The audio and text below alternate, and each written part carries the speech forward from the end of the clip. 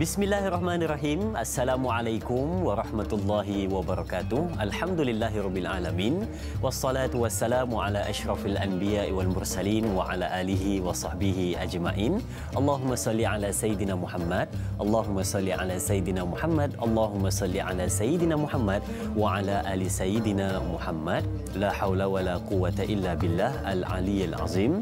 Wa ba'du, alhamdulillah. Pertama dan selamanya, mari sama-sama kita panjatkan rasa syukur pada Allah Subhanahu wa taala kerana pagi yang berbahagia ini kita dibangunkan, diberikan kesempatan, diberikan peluang untuk mengerjakan ketaatan kepada Allah Subhanahu wa taala yang teristimewa, dapat hari kita mengerjakan segala urusan yang telah kita rancang dalam kehidupan kita dan dapat duduk di hadapan KJTV menyaksikan Tanyalah Ustaz, biar tahu jangan keliru. Alhamdulillah, hari tanggal hari Khamis 13 Ogos 2020 bersamaan dengan 23 Zulhijjah 1441 Hijrah, kita bersama untuk sama-sama kita membincangkan topik-topik menarik, dan pagi ini kita bakal membincangkan tentang topik sirah berkenaan dengan siapakah Bani Israel. Menarik tajuk untuk kita bincangkan pada pagi ini. Nanti kita tunggu kupasan dan perbincangan bersama dengan ahli panel yang kita bawakan kepada anda. Baik, mungkin ada penonton-penonton yang ingin bertanyakan soalan untuk perbincangan kita pada pagi ini atau berkongsi sesuatu, boleh pergi ke 3 saluran kita untuk buat panggilan. Boleh pergi ke 1-800-881677 atau nak WhatsApp di talian 011-1233-6480, dan mungkin ada penonton-penonton pagi ini yang tak berkesempatan untuk melihat di KCTV di rumah, boleh melihat di mana anda berada menggunakan peranti anda di Facebook rasmi kita. Jadi Tanyalah Ustaz TV3. Di situ juga boleh bertanyakan soalan di bawah poster yang tertera untuk sama-sama kita kongsikan bersama dengan penonton-penonton, dan juga untuk kita jawab sehabis baik, memberikan pencerahan kepada penonton-penonton berkenaan dengan topik sirah pada pagi ini. Baik, siapa bintang ilmuwan yang bakal menjawab persoalan-persoalan dari keluarga besar Tanyalah Ustaz? Tak lain dan tak bukan seorang yang celotehnya menarik dan manis saja wajahnya, yakni Ustaz Muhammad Abdullah. Apa khabar Ustaz? Alhamdulillah, bagus. Selamat datang ke Tanyalah Ustaz pada pagi ini. Terima kasih. Bersedia untuk menjawab persoalan berkenaan dengan siapakah Bani Israel, Ustaz, topik sirah. Kan jarang-jarang kita bincangkan topik berkenaan dengan topik ini. Jadi mungkin ada sedikit mukadimah Ustaz. Silakan. Bismillahirrahmanirrahim. Assalamualaikum warahmatullahi wabarakatuh. Alhamdulillah, wassalatu wassalamu ala Rasulillah wa ala alihi washabihi wa man tabi'ahu wa man nasarahu wa wala. Dirahmati Allah, Tuan Moderator, seterusnya kepada seluruh penonton yang saya sayangi dan saya doakan yang kebaikan sekalian. Syukur kepada Allah Subhanahu wa taala, pagi ini dapat kita sulamkan dengan majlis ilmu dan mudah-mudahan beri kebaikan kepada kita. Amin, insya-Allah. Okey, kita cerita tajuk ini adalah mengenai Bani Israel.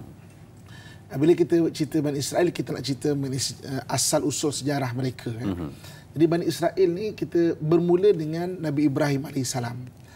Bila tarikh Nabi Ibrahim AS, tarikhnya adalah kurang lebih 1800 tahun sebelum Masihi. Jadi 1800 tahun sebelum Masihi, Allah Subhanahu wa taala mengutuskan seorang nabi dan rasul bernama Nabi Ibrahim AS. Nabi Ibrahim AS dia ada 2 orang isteri yang masyhur. Sebab apa saya kata 2 orang isteri yang masyhur? Sebab catatan di Jerusalem dia ada beberapa isteri lagi. Kan? So jadi yang pertamanya Siti Sarah. Siti Sarah berasal daripada tanah Palestin itu sendiri. Yang keduanya Siti Hajar. Siti Hajar ni berasal daripada Mesir. Sebab tu disebut sebagai Hajar Masriyah. Orang Mesir dia agak bangga kerana ada 2 orang daripada orang Mesir menjadi isteri Nabi. Pertama isteri Nabi Ibrahim AS, iaitu Siti Hajar. Yang keduanya iaitu isteri Nabi kita Muhammad SAW, iaitu Maryam Qibtiyah. Jadi maknanya orang Mesir dia bersyukur dan dia bangga, dia kata ada daripada orang Mesir ada 2 orang menjadi isteri Nabi. Jadi maknanya daripada Siti Sarah alaihissalam lahir seorang anak bernama Nabi Ishaq. Dan daripada Siti Hajar lahir seorang anak bernama Ismail. Jadi yang lahir dulu ni adalah Nabi Ismail dulu. Jadi Allah Subhanahu wa taala kemudian perintahkan Nabi Ismail, Allah perintahkan Nabi Ibrahim untuk bawa isterinya Siti Hajar dan juga Nabi Ismail ke tanah yang cukup gersang ketika itu, iaitu di Makkah. Sedangkan Siti Sarah tetap berada di Jerusalem. Jadi Siti Sarah ni ada anak bernama Nabi Ishaq alaihissalam. Nabi Ishaq alaihissalam ada anak bernama Nabi Yaqub alaihissalam. Dan Nabi Yaqub ni ketika maknanya hayatnya, dia adalah orang yang mempertahankan agama dan mempertahankan tanah air dia, dan dia adalah orang yang kuat badannya. Sebab itu Nabi Yaqub ni digelar sebagai Israel. Israel ni maknanya tentera. Il ni Allah. Dalam bahasa Hebrew, il ni Allah. Betul, kalau kita tengok nama-nama malaikat terdahulu, banyak ada il. Jibrail, Mikail, Israfil, Izrail. Il ni maknanya Allah. Israel tentera Allah. Dari sudut bahasa Hebrew. Jadi maknanya Nabi Yaqub ni gelaran dia adalah Israel. Jadi anak Nabi Yaqub adalah ada 12 orang. Sebab itulah anak Nabi Yaqub dipanggil sebagai Bani Israel. Yang mana Bani Israel ni berasal daripada nama Nabi Yaqub alaihissalam. Yaqub bin Ishaq bin Ibrahim. Jadi di satu pihak, iaitu Nabi Ismail alaihissalam, daripada Nabi Ismail lahirlah bangsa Arab. Sebab tu orang Arab dengan Bani Israel ni, dia punya perangai, dia punya psikologi, dia punya cara berfikir lebih kurang sama aja. Kalau dia beriman, dia baik, memang baik sungguh. Kalau dia tak beriman atau engkar dan mungkar pada Allah, Masya Allah, kering hati dia memang memang siapa kira macam agak ganas lah ya, maksudnya gitu kan. Dan dia memang benda ni pun Allah sebut dalam Quran macam mana apa nama al-Arab asyaddul kufra wan nifaq. Arab tu kalau tak beriman sangat kufur dan munafik. Sebab itu banyak perkhianatan daripada bangsa Arab, lebih kurang sama je Bani Israel. Jadi itu maksudnya bila kita sebut Bani Israel, dia bermula lebih kurang 1800 tahun sebelum Masihi, iaitu anak atau cucu kepada Nabi Ibrahim alaihissalam, iaitu Nabi Yaqub alaihissalam.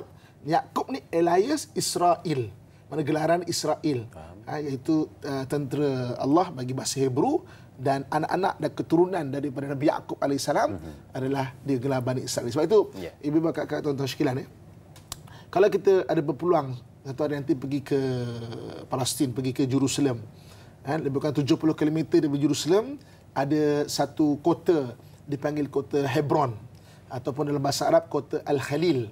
Dekat kota Al-Khalil tu ada pemakaman keluarganya Nabi Ibrahim alaihissalam. Jadi Nabi Ibrahim dimakamkan di Hebron.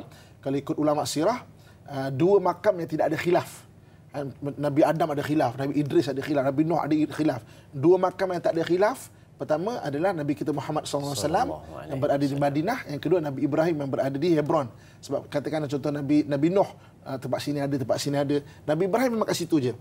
Jadi pemakaman di Hebron tu ataupun di Al-Khalil, ada Nabi Ibrahim alaihissalam, kemudian anaknya Nabi Ishaq alaihissalam, dan juga cucunya Nabi Yaqub alaihissalam. Dan pada tahun 1986 Israel ambil masjid Al-Hebron tu, belah dua. Nabi Yaqub berada di kawasan mereka, dan mereka buat dipanggil sinagog.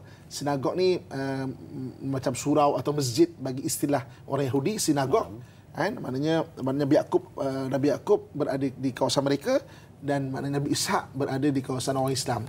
Dia belah tu. Sebab pada dia Nabi Yaqub alaihissalam itulah asalnya Israel. Maknanya itulah asal Bani Israel yang dinisbahkan kepada bangsa mereka.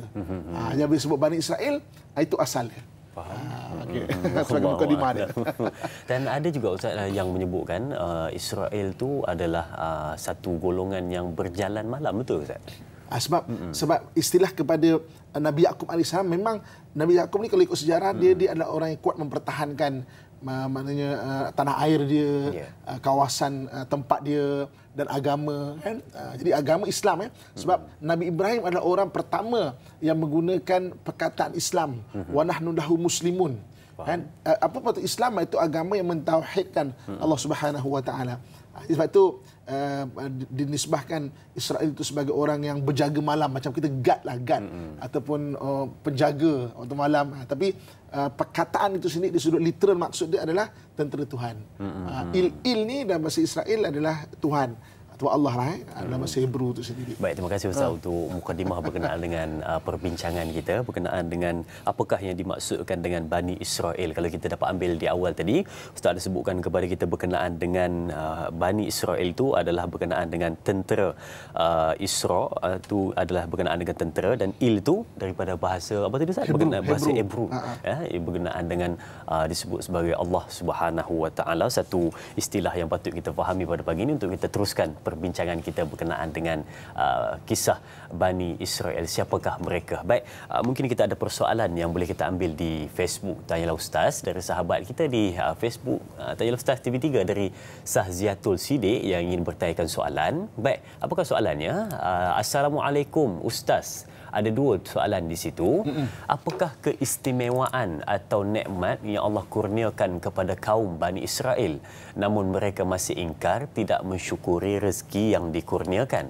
Dan soalan yang kedua, apakah yang difitnah oleh Bani Israel menyebabkan Nabi Musa perselisihan faham dengan bertindak kasar terhadap adiknya Nabi Harun? Mohon pencerahan Ustaz yang dihormati. Terima kasih juga Sahziatul Sidik atas soalan yang ditanyakan.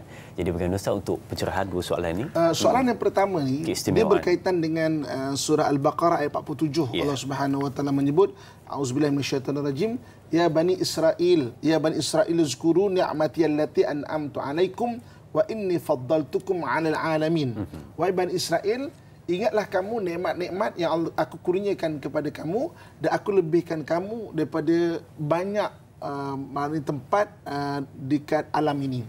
Jadi ulama tafsir atau ahli mufassirin mentafsirkan ayat ini, pertama sekali nikmat yang dibagi kepada Bani Israel adalah banyaknya para nabi dan rasul diutus kepada Bani Israel. Faham? Jadi kalau ikut fatwa Ibnu Hajar, bilangan para nabi dan rasul ni, bilangan para nabi adalah 124,000 orang. Daripada 124,000 orang ini 313 dilantik menjadi rasul. Faham? Apa beza Nabi dan Rasul? Nabi dapat wahyu tak wajib sampaikan. Tapi Rasul dapat wahyu wajib sampaikan. Jadi di antara Nabi dan Rasul ini kebanyakannya adalah direzekikan daripada Bani Israel. Dan sebab itu Bani Israel ini, kenapa disebut Bani Israel tidak mensyukuri nikmat? Sebab oleh kerana banyaknya Nabi diutus kepada bangsa mereka, mereka tak menghargai para Nabi. Datang Nabi, mereka bunuh Nabi. Datang Nabi yang maknanya menasihati mereka, tak sesuai dengan diri mereka, mereka bunuh Nabi. Ini Allah sebut dalam Quran. Bagaimana wa yaqtuluna al-anbiya atau yaqtuluna nabiyin bighairil haq, tanpa suka-suka dia saja. Sebab apa? Hari ini dia bunuh Nabi, nanti akan dapat orang, dapat wahyu, datang Nabi baru. Dia, tak best lah Nabi ni kan. Nabi kita bunuh lagi best lah. Dia bunuh lagi.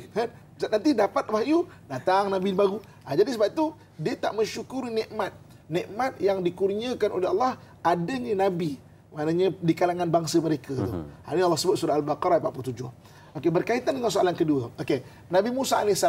Okey, kita cerita tahun dulu biar kita dapat gambaran bila sebenarnya.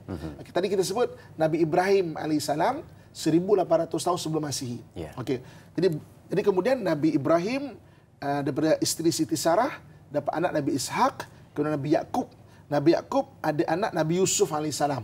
Pendekkan cerita, Nabi Yusuf ni maknanya dibuang dan pergi oleh adik-beradik dia, Bani Israel.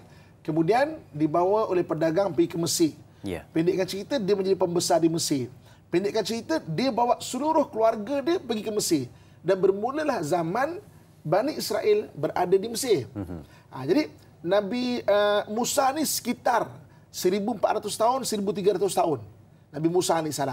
Jadi ketika berada di Mesir, duduk di Mesir, sampai satu ketika pembesar-pembesar Bani Israel yang berada di Mesir, mereka melafazkan lafaz penghambaan kepada bangsa Kibti, iaitu bangsa Firaun lah yang berada di Mesir. Dia kata, kita apalah kita jadi hamba. Dia maknanya hamba itu bukanlah hamba abdi tau. Mana berkhidmat. Okey, jadi sampai satu generasi Firaun demi Firaun, sampai tu Firaun dia rasa Bani Israel ini bukan penghambaan tu bukan pekerja tapi hamba abdi. Itu yang pendekkan cerita, diutuskan Nabi Musa AS ketika 1400 tahun, 1300 tahun sebelum Masihi ini, dua benda. Yang pertama sekali untuk ajak Firaun kembali beriman kepada Allah, Kan, sebab idhab ila fir'aun innahu tagha. Yang keduanya adalah untuk melepaskan lafaz penghambaan itu. Sebab katakan Firaun seksa dia apa semua, bila-bila masa dia boleh pergi saja. Tapi sebab ada lafaz penghambaan itu. Jadi itu yang satu ketika sampai akhir sekali kan Nabi Musa datang bertemu Firaun, berimanlah dan bebaskanlah Bani Israel dari penghambaan. Sampai satu ketika setelah Allah tunjukkan kekuasaan-kuasaan Allah, satu hari Firaun macam fed up, engkau nak sangat keluar dari Mesir ni kan, berambus kau semua, aku lepaskan kau semua daripada penghambaan. Barulah Nabi Musa berjaya bawa Bani Israel keluar, sebab lafaz penghambaan itu telah terlepas. Sebab tu kenapa dulu tak cabut aja? Sebab dulu ada lafaz penghambaan itu besar. Jadi apabila Bani Israel semuanya mengikut Nabi Musa AS, kemudian berlaku peristiwa pantai, maknanya dibelah laut, kan? Kemudian Nabi Musa melepasi laut, kemudian Firaun kejar dan Firaun tenggelam di Laut Merah. Maka selepas itu, selepas daripada peristiwa pantai, maka Bani Israel ni sebahagian mereka pergi buat patung anak lembu, pergi sembah patung anak lembu pula. Waktu tu Nabi Musa lepas daripada Laut Merah tu, dia tak ada, dia pergi bermunajat di Bukit Tur Sina. Bukit Tur Sina Allah sebut dalam Quran kan. Allah sebut wa turi sinin. Maknanya ada sebut Quran kewujudan Bukit Tur Sina tu. Jadi ketika munajat itu, Bani Israel sebahagian dia buat patung anak lembu, pergi sembah patung anak lembu tu. Jadi ketika itu diamanahkan Bani Israel kepada saudaranya, bukan adiknya, saudaranya Nabi Harun alaihissalam. Jadi bila Nabi Musa turun-turun tengok, bahasa senang nak faham kan, apa sudah jadi ni kan, kenapa patung sembah anak lembu ni? Itu yang Nabi Musa memarahi saudaranya Nabi Harun alaihissalam kerana baginya kenapa tak jaga betul-betul. Tapi bukan Nabi Harun tidak jaga betul-betul, sebab memang Bani Israel itulah perangai dia. Dia memang perangai dia memang degil, engkar kepada perintah Allah Subhanahu Wa Taala. Baik, itu jawapan berkenaan dengan soalan yang ditanyakan sebentar tadi, yang mana menceritakan tentang nikmat yang banyak diberikan kepada kaum Bani Israel. Di antaranya adalah terdapat ramai rasul-rasul yang terkemuka yang diutuskan dalam kalangan kaum Bani Israel. Di antaranya Nabi Yusuf, Nabi Musa, Nabi Harun, Nabi Daud, Nabi Sulaiman, Nabi Ilyas dan Nabi Ilyasa, Nabi Yunus, Nabi Zakaria, Nabi Yahya dan juga Nabi Isa alaihissalam. Banyak yang diutuskan, tetapi mereka tidak mengambil sesuatu yang iktibar, seperti kata Ustaz sebentar tadi. Lalu kalau tak suka, dibunuh Nabi tersebut. Jadi sedang menonton, kita nak berehat seketika. Jangan ke mana-mana, kembali selepas ini bersama Tanyalah Ustaz, biar tahu, jangan keliru.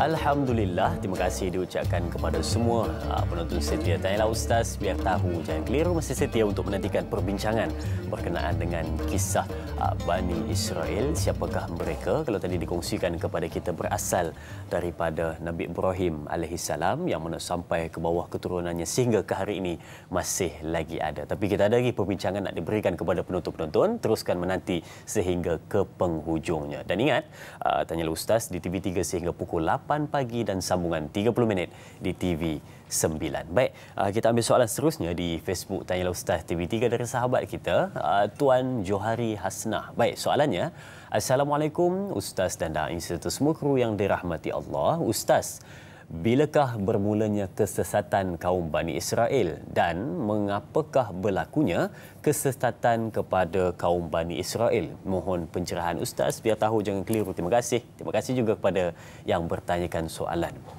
Okey. Ya, silakan Ustaz. Jadi Bani Israel ni bila kesesatan dia memang bermula daripada anak Nabi Yakub lagi. Ya. Mana Yakub tu kan alias Israel. Mana Bani Israel adalah merujuk kepada bermula dengan anak-anak Nabi Yakub, kan? Nabi Yakub, anak dia Nabi Yusuf alaihissalam dan ada 11 lagi, mana 12 lah Jadi 12 Bani Israel, keturunan Bani Israel ini daripada 12 anak Nabi Yaqub AS. Situ sendiri pun dah mula kesesatan. Datang Nabi bawa mereka ke arah kebenaran, sesat lagi. Jadi maknanya memang perangai dia orang, datang Nabi tak suka bunuh, sesat, datang Nabi tak suka bunuh. Itu memang daripada dulu lagi. Kan? Itu dia punya sejarah lah begitu. Okey. Jadi kita tengok lagi, kita tadi dah sampai ke 1300 tahun sebelum Masihi. Jadi maknanya Nabi Musa AS. Jadi Nabi Musa AS lepas selamat daripada Firaun, dia nak pergi mana? Allah Subhanahu Wa Taala suruh balik kepada tanah Al-Quds, maknanya tanah yang diberkati, mana Jerusalem lah kalau kita ikut sekarang ni. Maka mereka heading dia tu ke Jerusalem. Pendekkan cerita, sesat 40 tahun dekat Sinai itu, dan Allah Subhanahu Wa Taala pun tunjukkan jalan ke Jerusalem. Sampai di Jerusalem, bilangan mereka kalau mengikut ahli sirah kurang lebih 600,000 orang. 600,000 yang keluar daripada Mesir. Yeah. Jadi itu perbahasan lah. Ada yang kata 300,000, ada yang kata kurang daripada itu, ada yang kata lebih daripada itu. Jadi saya ambil yang masyhurnya 600,000. Cuba bayangkan kalau kita sendiri lah, ada 600,000 orang nak masuk ke negara kita. Tentulah orang Jerusalem waktu itu tak terima. Faham? Maknanya nak kata bang, maknanya kau siapa lah contoh kan? Nak masuk ke Jerusalem, tentu orang tak terima. Jadi ketika itu mereka mendapat berita bahawa orang Jerusalem tak terima mereka. Kalau nak masuk juga kena berperang. Itu yang Bani Israel sampai dekat perbatasan kota Jerusalem, dia kata apa? Musa, izhab anta wa rabbuka faqatila innaha huna qaidun. Musa, boleh tak kau pergi seorang-seorang perang? Nanti kau dah menang, baru panggil kami. Itu yang Nabi Musa AS macam rasa kecil hati sangat. Bahasa mudah faham, kecil hati lah. Nabi Musa pun meninggalkan kaum dia. Dan Nabi Musa AS melihat Jerusalem daripada jauh, maknanya penatnya dia berjuang selamatkan daripada Firaun untuk pergi ke Baitul Maqdis. Tiba-tiba masuk dia kena berperang sikit, tak nak, suruh pergi seorang-seorang. Dan akhirnya Nabi Musa AS wafat di Mount of Nebo, pegunungan Nebo. Di mana wallahu a'lam. Tapi Nabi SAW ketika peristiwa Isra dan Mi'raj, Nabi dibawa melawat perkuburan Musa. Dan Nabi kata perkuburan Nabi Musa ni di Kuthaibil Ahmar. Hadis Al-Bukhari, Kuthaibil Ahmar ni mana pegunungan merah. Jadi sebab itu Nabi kata, kalau aku sempat tunjukkan kau dan satu hari nanti, aku akan tunjukkan di mana Kuthaibil Ahmar ini. Tapi Nabi tak sempat, Nabi wafat sebelum maknanya dapat menunjukkan sahabat makam Nabi Musa itu. Tapi hadis ini dipegang oleh para sahabat. Ketika para sahabat dapat menawan kota Jerusalem, mereka melihat satu kawasan di sekitar Jericho, ada satu pegunungan. Pada waktu petang, simbahan matahari itu menjadikan gunung itu seakan-akan merah. Dan mereka tengok ada satu makam di situ. Dan mereka berijtihad, inilah makam Nabi Musa AS yang diceritakan oleh Nabi SAW. Jadi maknanya di Kuthaibil Ahmar. Jadi maknanya Nabi Musa tak sempat untuk pergi ke Jerusalem. Jadi Bani Israel ni dah lah kau buat perangai. Tak senang faham kan? Kau tak nak buat apa-apa pula. Jadi Nabi Musa pemimpin dia hilang ke mana, tak tahu mana. Siapa yang nak lead kita ni? Maka ketika itu Allah tunjukkan Nabi Joshua ataupun Yusha bin Nun bin Ephraim bin Yusuf bin Yaqub bin Ihsa bin Ibrahim alaihi wassalatu wassalam memimpin Bani Israel, iaitu Nabi Yusha AS. Jadi Nabi Yusha AS memimpin Bani Israel. Dia kata tak apalah, kita tak tahu kat mana ni, macam padang pasir dan apa semua, kita terpaksa perang lah. Kau nak ikut, tak nak ikut dah lah. Maka Bani Israel terpaksa ikut Nabi Yusha AS. Mereka berperang pada hari Khamis, pada hari Jumaat. Hari Jumaat tu nak menang dah hari Jumaat. Hari Jumaat tu nak menang dah. Jadi Bani Israel masuk malam Sabtu, hari kebesaran hari Sabtu. Kita dianugerahkan oleh Allah hari Jumaat. Orang Nasrani dianugerahkan pada hari Ahad, hari kebesaran dia hari Sabtu. Hari Sabtu dia tak boleh buat apa-apa. Jadi dia minta kepada Allah Subhanahu Wa Taala, ya Allah, boleh tak tolong tahan matahari, jangan petang. Sebab ni nak menang sikit je ni. Kalau kita hari Sabtu tak boleh perang, kita berhenti, maka orang Jerusalem sempat susun kekuatan balik. Faham. Maka dalam hadis Nabi SAW, Nabi kata tidak pernah matahari itu diberhentikan, melainkan ketika zaman Nabi Yusha' bin Nun. Peristiwa matahari, benda aneh ni 2 kali disebut dalam hadis. Pertama, kisah Nabi Yusha' bin Nun, matahari itu terhenti pergerakannya sampai Nabi Yusha' itu menang dalam peperangan, maknanya melawan ataupun menentang orang di Jerusalem. Yang kedua, peristiwa aneh mengenai matahari disebut dalam hadis Nabi SAW, nanti akhir zaman matahari itu akan terbit daripada barat. Jadi ada 2 peristiwa pelik mengenai matahari ini. Okey. So, jadi apabila mereka perang dan mereka diterima sebagai penduduk Jerusalem. Menang. Menang. Itu 1300 tahun sebelum Masih. Dan bermulalah Nabi Bani Israel duduk di Jerusalem sebagai penduduk dan masyarakat di Jerusalem. Okey. Itu 1300 tahun sebelum Masih.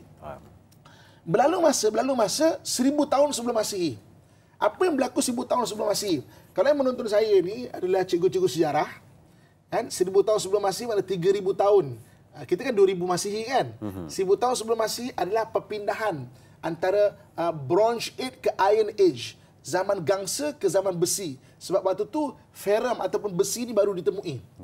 Kan? Allah sebut dalam Quran menarik. Allah sebut wa anzalna, maknanya Allah turunkan al-hadid, besi itu. Kan?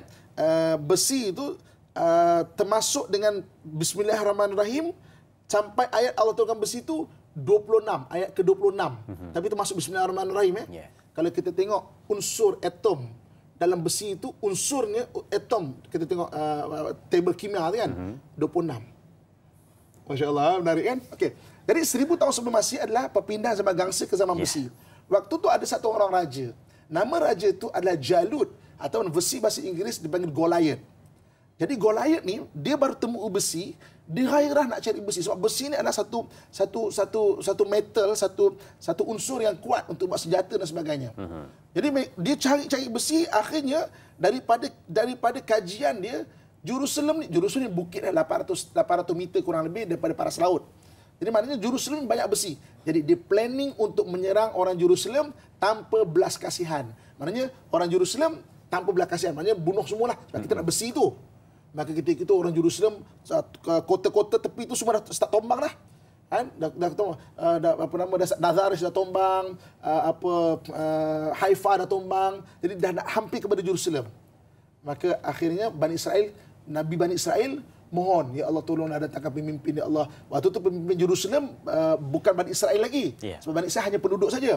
Maka Allah Subhanahu Wa Taala menunjukkan seorang petani bernama Saul kalau bahasa Inggeris, ataupun Talut.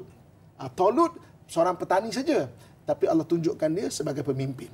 Maka Talut memimpin Bani Israel untuk menentang Jalut. Sampai di Ain Jalut, maknanya Ain Jalut ni antara Jerusalem dengan Nazares. Dekat situ peperangan itu berlaku. Jadi bertemu 2 kumpulan ini.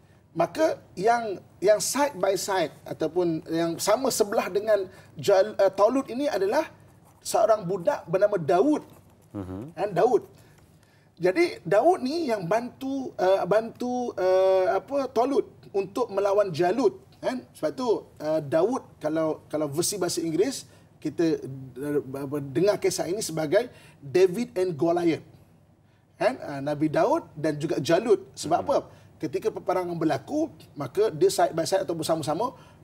Perang dulu kan adalah raja bertemu raja tau. Tapi nak bertemu raja tu kena lawan tu tentera-tentera, panglima. Sampai bertemu dengan Jalut, ketika itu Talut telah luka parah. Maka Talut kata apa? Daud, sekarang ni kita memang berharap pada engkau. Kan? Aku dah tak mampu lawan Jalut ni. Aku tak mampu lawan Jalut ni.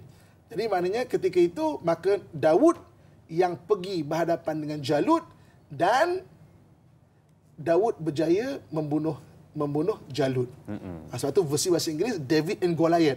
Dan pedang yang dibuat untuk membunuh Jalut ini, nama pedang ni Al-Battar.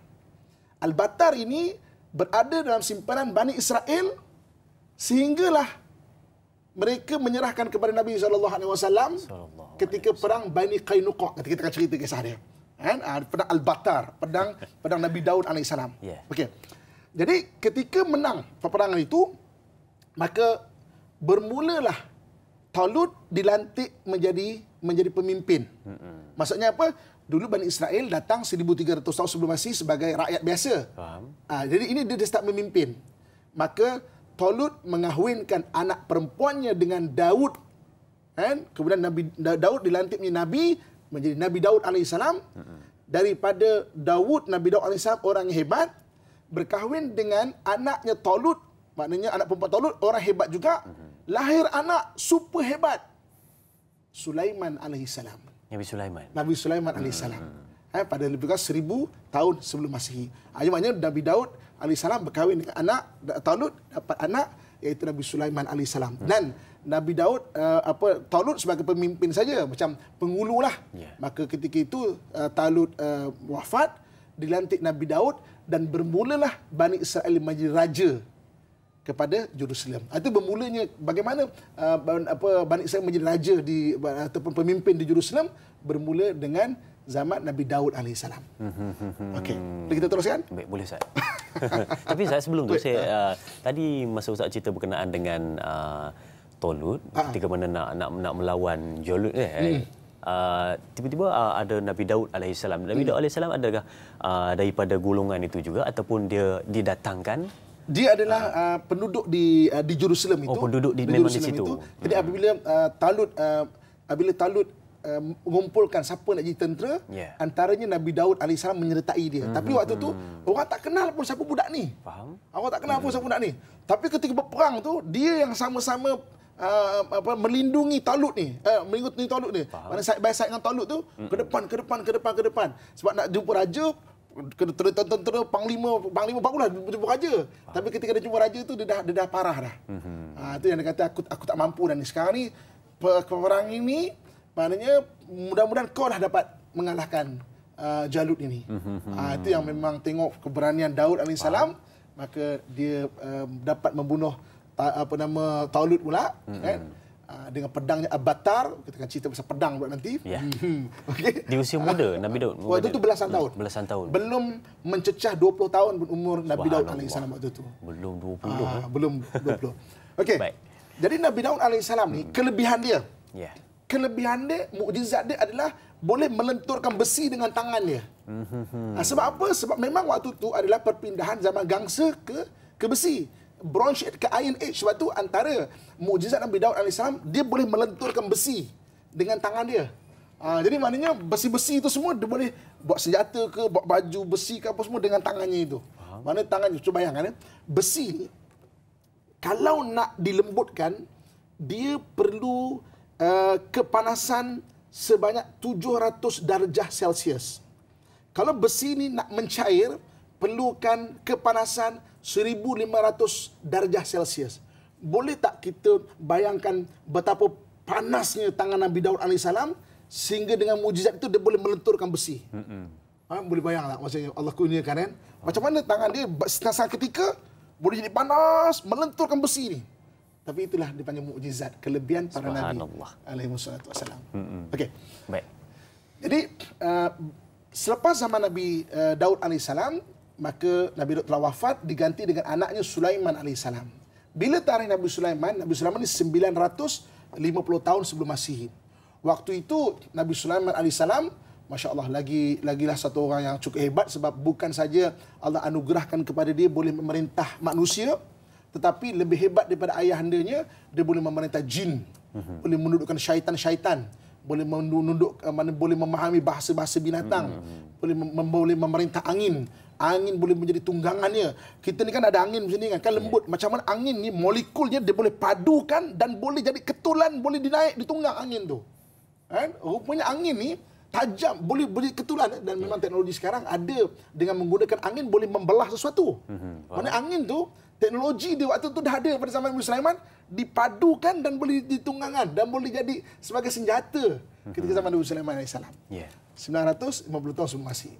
Okay, jadi pada tahun 950 tahun sebelum Masihi, Nabi Sulaiman membangunkan Jerusalem dan dia dapat menggabungkan kerajaan selatan, iaitu kerajaan Sabak yang dipimpin oleh Ratu Balqis. Pada tanya Ustaz yang lepas, saya ada cerita tajuk Ratu Balqis. Okay, rujuk balik dekat FB. Tanya Ustaz ada cerita khas Ratu Balqis. Okey. Nabi Sulaiman wafat, diganti dengan anak-anak dia. Sampai pada tahun 586 sebelum Masihi. Apa jadi 586 sebelum Masihi? 586 sebelum Masihi datang satu orang raja daripada Iraq.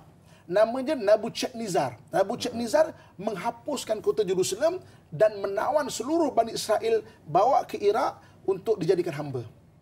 Jadi mana kota Jerusalem pernah dihapuskan pada 586 sebelum Masihi. Jadi kemudian yang membantu untuk mengalahkan Nabucodonosor adalah satu orang bernama Cyrus the Great. Cyrus the Great adalah raja daripada Parsi dan mengikut sebahagian ulama dialah Zulkarnain yang disebut dalam Al-Quran. Maknanya ahli kitab tanya siapa Zulkarnain. Zulkarnain ini memang ada khilaf.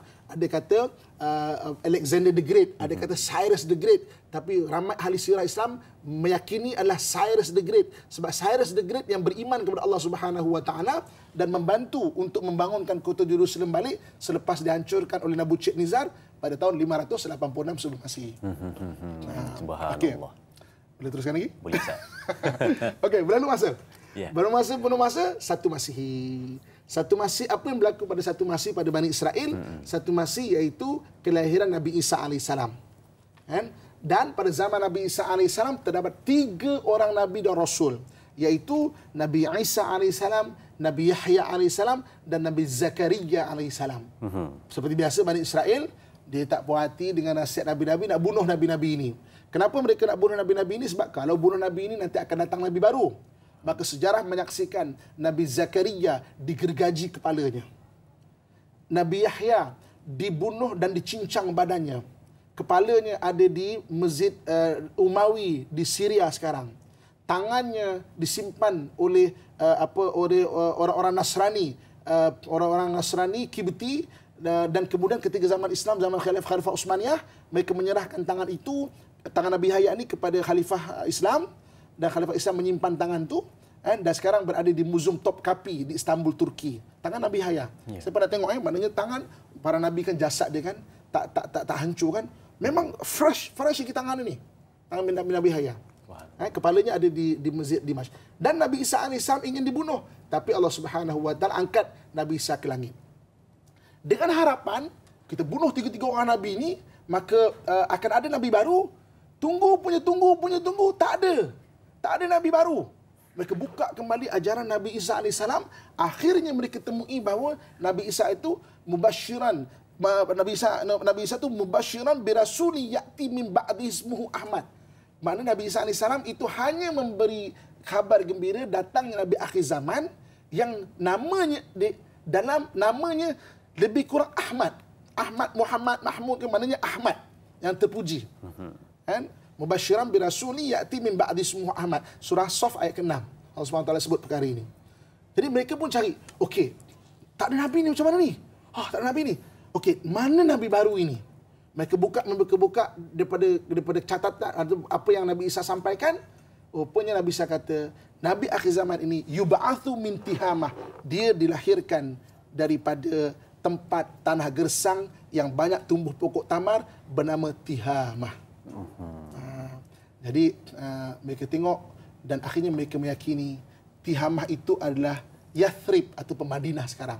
Sebab itu Bani Israel beramai-ramai pindah ke Madinah, duduk di Madinah, beranak penak di Madinah. Tujuannya apa? Biar Nabi akhir zaman lahir daripada Bani Israel. Tetapi Allah Subhanahu Wa Taala menghendaki bahawa rupanya Tihamah itu adalah Mekah. Dan Nabi akhir zaman rupanya daripada bangsa Arab. Sebab itu ketika Nabi SAW lahir dan dibangkitkan, dia tak terima. Allah sebut dalam Quran, "Wa ma tafarraqal ladzina utul kitab illa min ba'di ma ja'atuhumul bayyinah." Tidaklah pecah belah ahli kitab itu kecuali setelah Nabi datang membawa kebenaran. Sebahagian mereka beriman, sebahagian mereka, oh no way man, macam mana kita tunggu. Nabi kita lahir 570 Masihi. Kita tahu tahun gajah je. Nabi lahir 570 Masihi.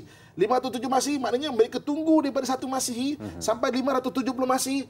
Hampir 600 tahun mereka tunggu. Mereka cek daripada bayi ke bayi. Rupanya bukan daripada Bani Israel, rupanya daripada bangsa Arab. Nabi akhir zaman. Wallahualam, itu yang kronologi yang Ustaz kongsikan kepada kita panjang dan dapat sesuatu pada hari ini. Dan jangan ke mana-mana, kita nak berehat seketika. Kembali selepas ini bersama Tanyalah Ustaz. Biar tahu, jangan keliru.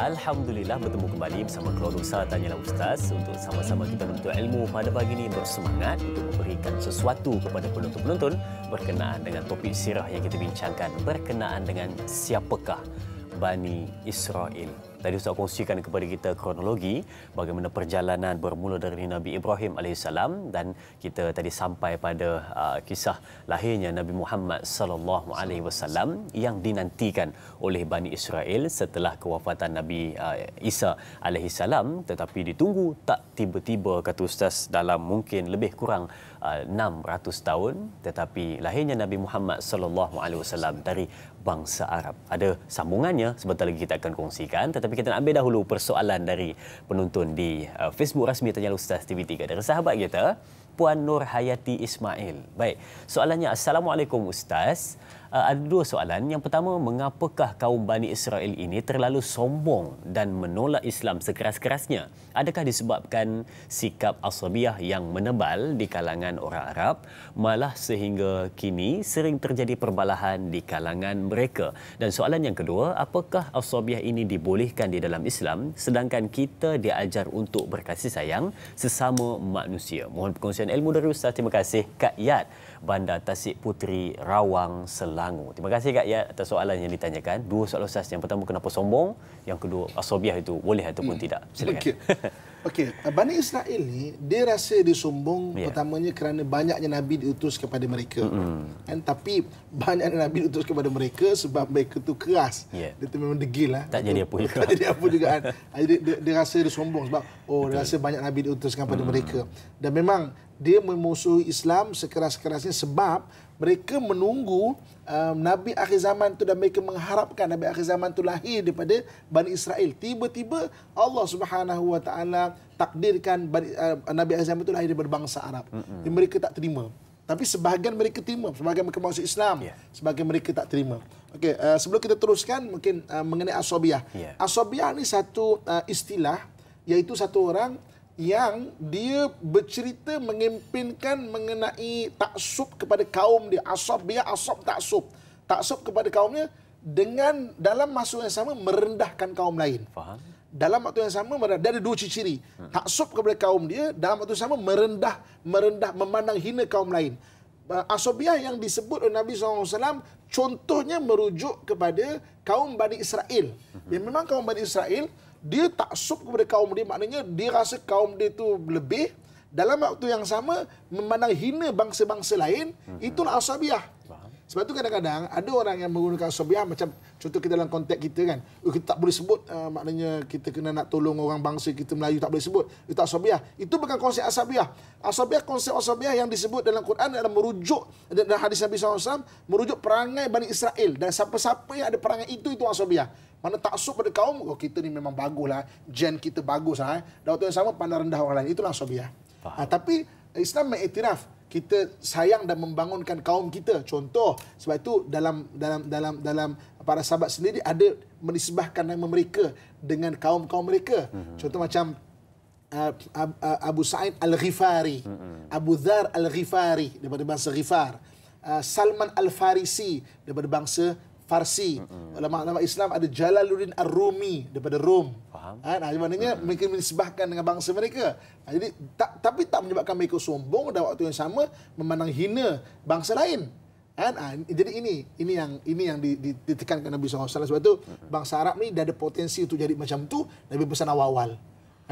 Maksudnya kau jangan jadi asabiyah, maknanya kau pandang hina bangsa lain, semua sama. Yang penting adalah takwa kepada Allah Subhanahu Wa Taala.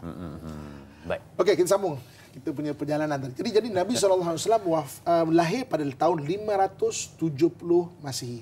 570 Masihi. Kita tahu tahun gajah kan, Masihinya bila? 570 Masihi.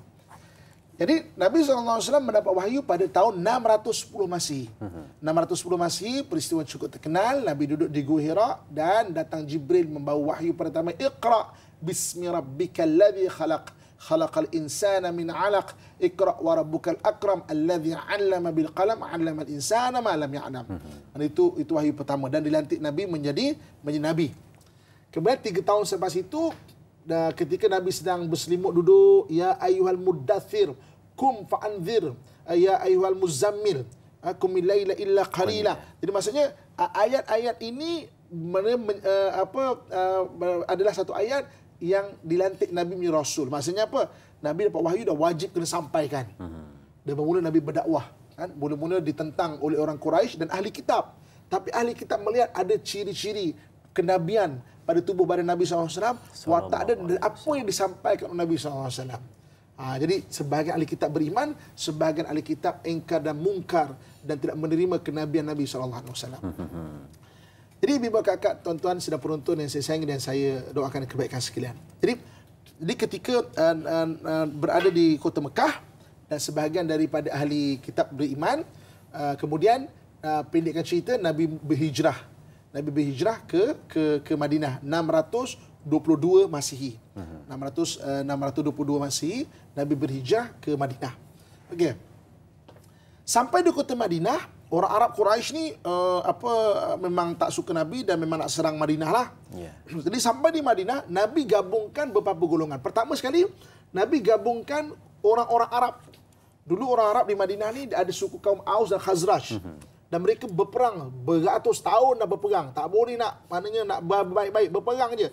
Nabi persaudarakan mereka. Dan mereka digelar orang Ansar. Ansar ni maknanya menolong. Okey. Kemudian perjanjian kedua adalah antara orang berhijrah. Orang berhijrah ni digelar orang muhajirin. Orang muhajirin digabungkan, dipersaudarakan dengan orang Ansar. Kemudian Nabi menggabungkan penduduk-penduduk Madinah termasuk orang Yahudi yang duduk sekian lama. Mereka duduk di Madinah tu sebab mereka rasa, mereka yakin Madinah itu Tihamah yang disebut oleh Nabi Isa AS bahawa akan lahir Nabi akhir zaman nanti di Tihamah. Tihamah ni tanah rendah yang gersang yang banyak tumbuh pokok tamar. Mereka cari, tengok Iraq subur. Walaupun ada padang pasir, tapi Iraq subur. Ada sungai Dajlah, sungai Furat. Pergi ke Mesir, walaupun Mesir ada padang pasir, Mesir subur. Sebab ada sungai Nil. Palestin lagi subur Palestin. Kan? Jadi mereka yakin sangat ke Madinah. Rupanya Yasrib tu bukan Madinah. Tihamah tu bukan Madinah. Tihamah tu Mekah rupanya. Jadi ketika Nabi berhijrah, Nabi gabungkan, satukan kesatuan ini. Dan kaum pertama yang ingkar kepada perjanjian ini adalah Bani Israel daripada Bani Qainuqa berada di Madinah. Kenapa soalan dia? Okay. Jadi peristiwa ini berlaku ketika 2 Hijrah. Ketika tahun 2 Hijrah, Nabi SAW maknanya berlaku Nabi dan juga para sahabat ridwanullahi alaihim wa arda peperangan Badar. Balik daripada peperangan Badar berlaku pada bulan Ramadan kan. Bulan Syawal, orang Yahudi Bani Qainuqa dia mengingkari perjanjian untuk menyertai, maknanya ataupun untuk bersama-sama dengan orang Madinah menjaga kota Madinah. Dan dia merancang untuk bawa orang kafir masuk ke kota Madinah, tawan Madinah. Kan? Jadi Bani Israel Bani Qainuqa. Maka balik-balik pada bulan Syawal, Nabi SAW tahu perancangan Bani Qainuqa. Nabi berkepung Bani Qainuqa. Kan? Jadi mana Bani Qainuqa kata tak apa, kita kuat, kita akan lawan, kita akan berperang dengan Muhammad. Dia ni siapa saja perang. Jadi terlalu sombong. Terlalu sombong. Kenapa mereka terlalu sombong? Jadi semua pelik. Peliknya, rupa-rupanya orang Yahudi Bani Qainuqa menyimpan satu rahsia. Yeah. Rupa-rupanya ketika Bani Israel berpindah daripada mana-mana tempat, duduk di Madinah, bagi mereka Madinah itu Tihamah, mereka menyimpan 3 pedang. Satu pedang Al-Qul'a. Qul'a ni pedang Nabi Ibrahim AS yang Nabi Ibrahim bagi kepada Hajar ketika peristiwa hijrah. Ketika Hajar diletakkan di kota Mekah. Berlaku keturunan Yahudi ambil pedang ni.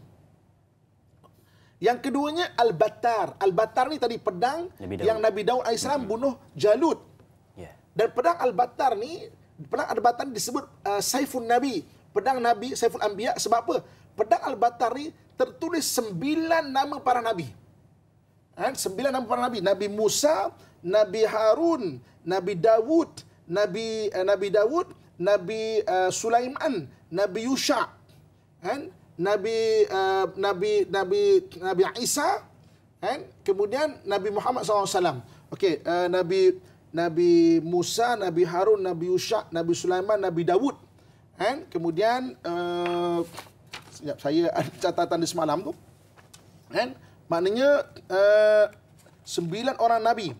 Nabi Zakaria, Nabi Yahya, Nabi Isa dan Nabi Muhammad sallallahu alaihi wasallam. Kan berdasarkan ayat Quran surah Saf tadi, macam mana orang Yahudi tahu bahawa nama Nabi akhir zaman ni sekitar Ahmad, Muhammad, Mahmud, kan, mubasyiran bi rasuli ya'ti min ba'di ismuhu Ahmad. Jadi pedang Al-Battar ni rupanya tertulis 9 orang Nabi termasuk Nabi Muhammad sallallahu alaihi wasallam. Kan? Dan pedang yang ketiga yang disimpan adalah pedang Al-Hataf. Al-Hataf ni iaitu pedang yang Nabi Daud sendiri buat. Nabi Daud kan kelebihan dia boleh mencairkan besi. Jadi maknanya itu memang pedang Nabi Daud buat sendiri. Jadi rupanya mereka memegang satu rahsia. Mereka memegang 3 pedang yang akan diserahkan kepada Nabi akhir zaman. Faham. Rupanya. Sebab tu mereka terlalu sombong. Mereka cakap, tak apa kita lawan. Pada mereka, kita ada barang-barang para Nabi terdahulu yang memang kita boleh menang. Tapi Allah Subhanahu Wa Taala menghendaki Allah letakkan rasa kegurunan di hati mereka. Tiba-tiba jadi mereka macam tiba-tiba takut sendiri. Akhirnya mereka kata, kami menyerah. Kami serahkan pedang ni pada Nabi Muhammad SAW. Itu yang pedang Nabi SAW ada 9 bilah pedang. Kan? 4 memang Nabi punya. 2 dihadiahkan kepada Nabi. Kan? Pedang Zulfaqar antaranya daripada Nabi. 3 lagi adalah daripada pedang Nabi-Nabi terdahulu yang disimpan oleh Yahudi Bani Qainuqa. Dan mereka mengingkari sebab mereka rasa kita ada pedang para Nabi sebenarnya yang untuk Nabi akhir zaman. Jadi mereka tak percaya pada Nabi Muhammad. Mereka rasa macam nanti akan lahir daripada Israel memang akan Nabi lah. Rupanya tak. Jadi itu yang mereka menyerahkan pedang itu kepada Nabi kita Muhammad SAW. Dan kalau kau mengikut sebahagian ahli ilmu, pedang Al-Battar, pedang-pedang ni tiga pedang para Nabi ni sekarang berada di Museum Topkapi di Istanbul. Jadi kalau mengikut sebahagian daripada ahli ilmu, pedang Al-Battar ini nanti yang akan digunakan oleh Nabi Isa AS untuk membunuh Dajjal. Ketika Dajjal keluar dan Nabi Isa AS memimpin orang beriman untuk melawan Dajjal. Pedang Al-Battar. Wallahu a'lam bisawab. Itu hanya pandangan ulama, bukan daripada hadis Nabi SAW. Hanya pandangan mereka.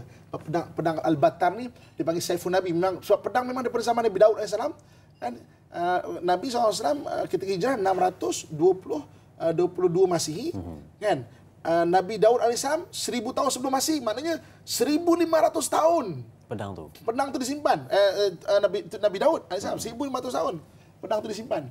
Kan? Untuk Nabi akhir zaman. Kan? Jadi maknanya sebab itulah Bani Qainuqa memang sombong sangat. Sebab dia kata kita ada simpan barang mukjizat para Nabi pada dia. Kan? Dan dia tak mengiktiraf Nabi. Dan sebab itulah pada 2 Hijrah, Nabi SAW, maknanya keingkaran Bani Qainuqa itulah Bani pertama daripada Bani Israel yang dihalau daripada Madinah dan mereka berpindah duduk ke negeri-negeri di tanah Syam. Syam sekarang ni sekitar Syria, Lubnan, itu tanah-tanah Syam lah. Di situ. Hebat Ustaz. Saya bila Ustaz sebut tentang pedang Al-Battar sebentar tadi tu, saya terfikir satu benda yang besinya daripada Allah Subhanahu Wa Taala, dibuat oleh seorang nabi, nak diserahkan kepada seorang nabi dan digunakan nanti akhir zaman oleh seorang nabi yang disebut sebagai Nabi Isa alaihissalam. Baik, kita jangan ke mana-mana, kita nak berehat seketika. Banyak lagi perbincangan selepas ini bersama Tanyalah Ustaz, biar tahu jangan keliru.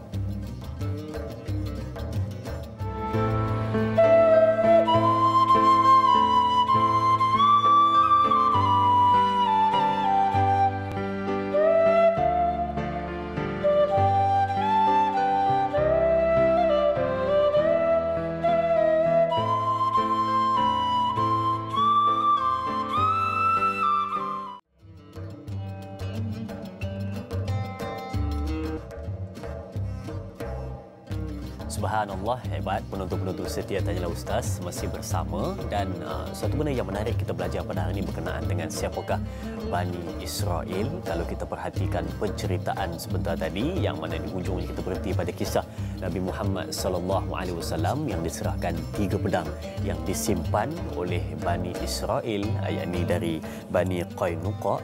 yang mana sombong dan merasa hebat kerana ada simpan rahsia 3 pedang yang digunakan oleh Nabi Ibrahim alaihissalam dan 2 daripadanya dari Nabi Daud alaihissalam. Baik, kita ada sambungan lagi untuk diceritakan, tetapi persoalan dari penonton kita nak ambil dahulu di Facebook. Tanyalah Ustaz TV3 dari sahabat kita, Puan Rahizah.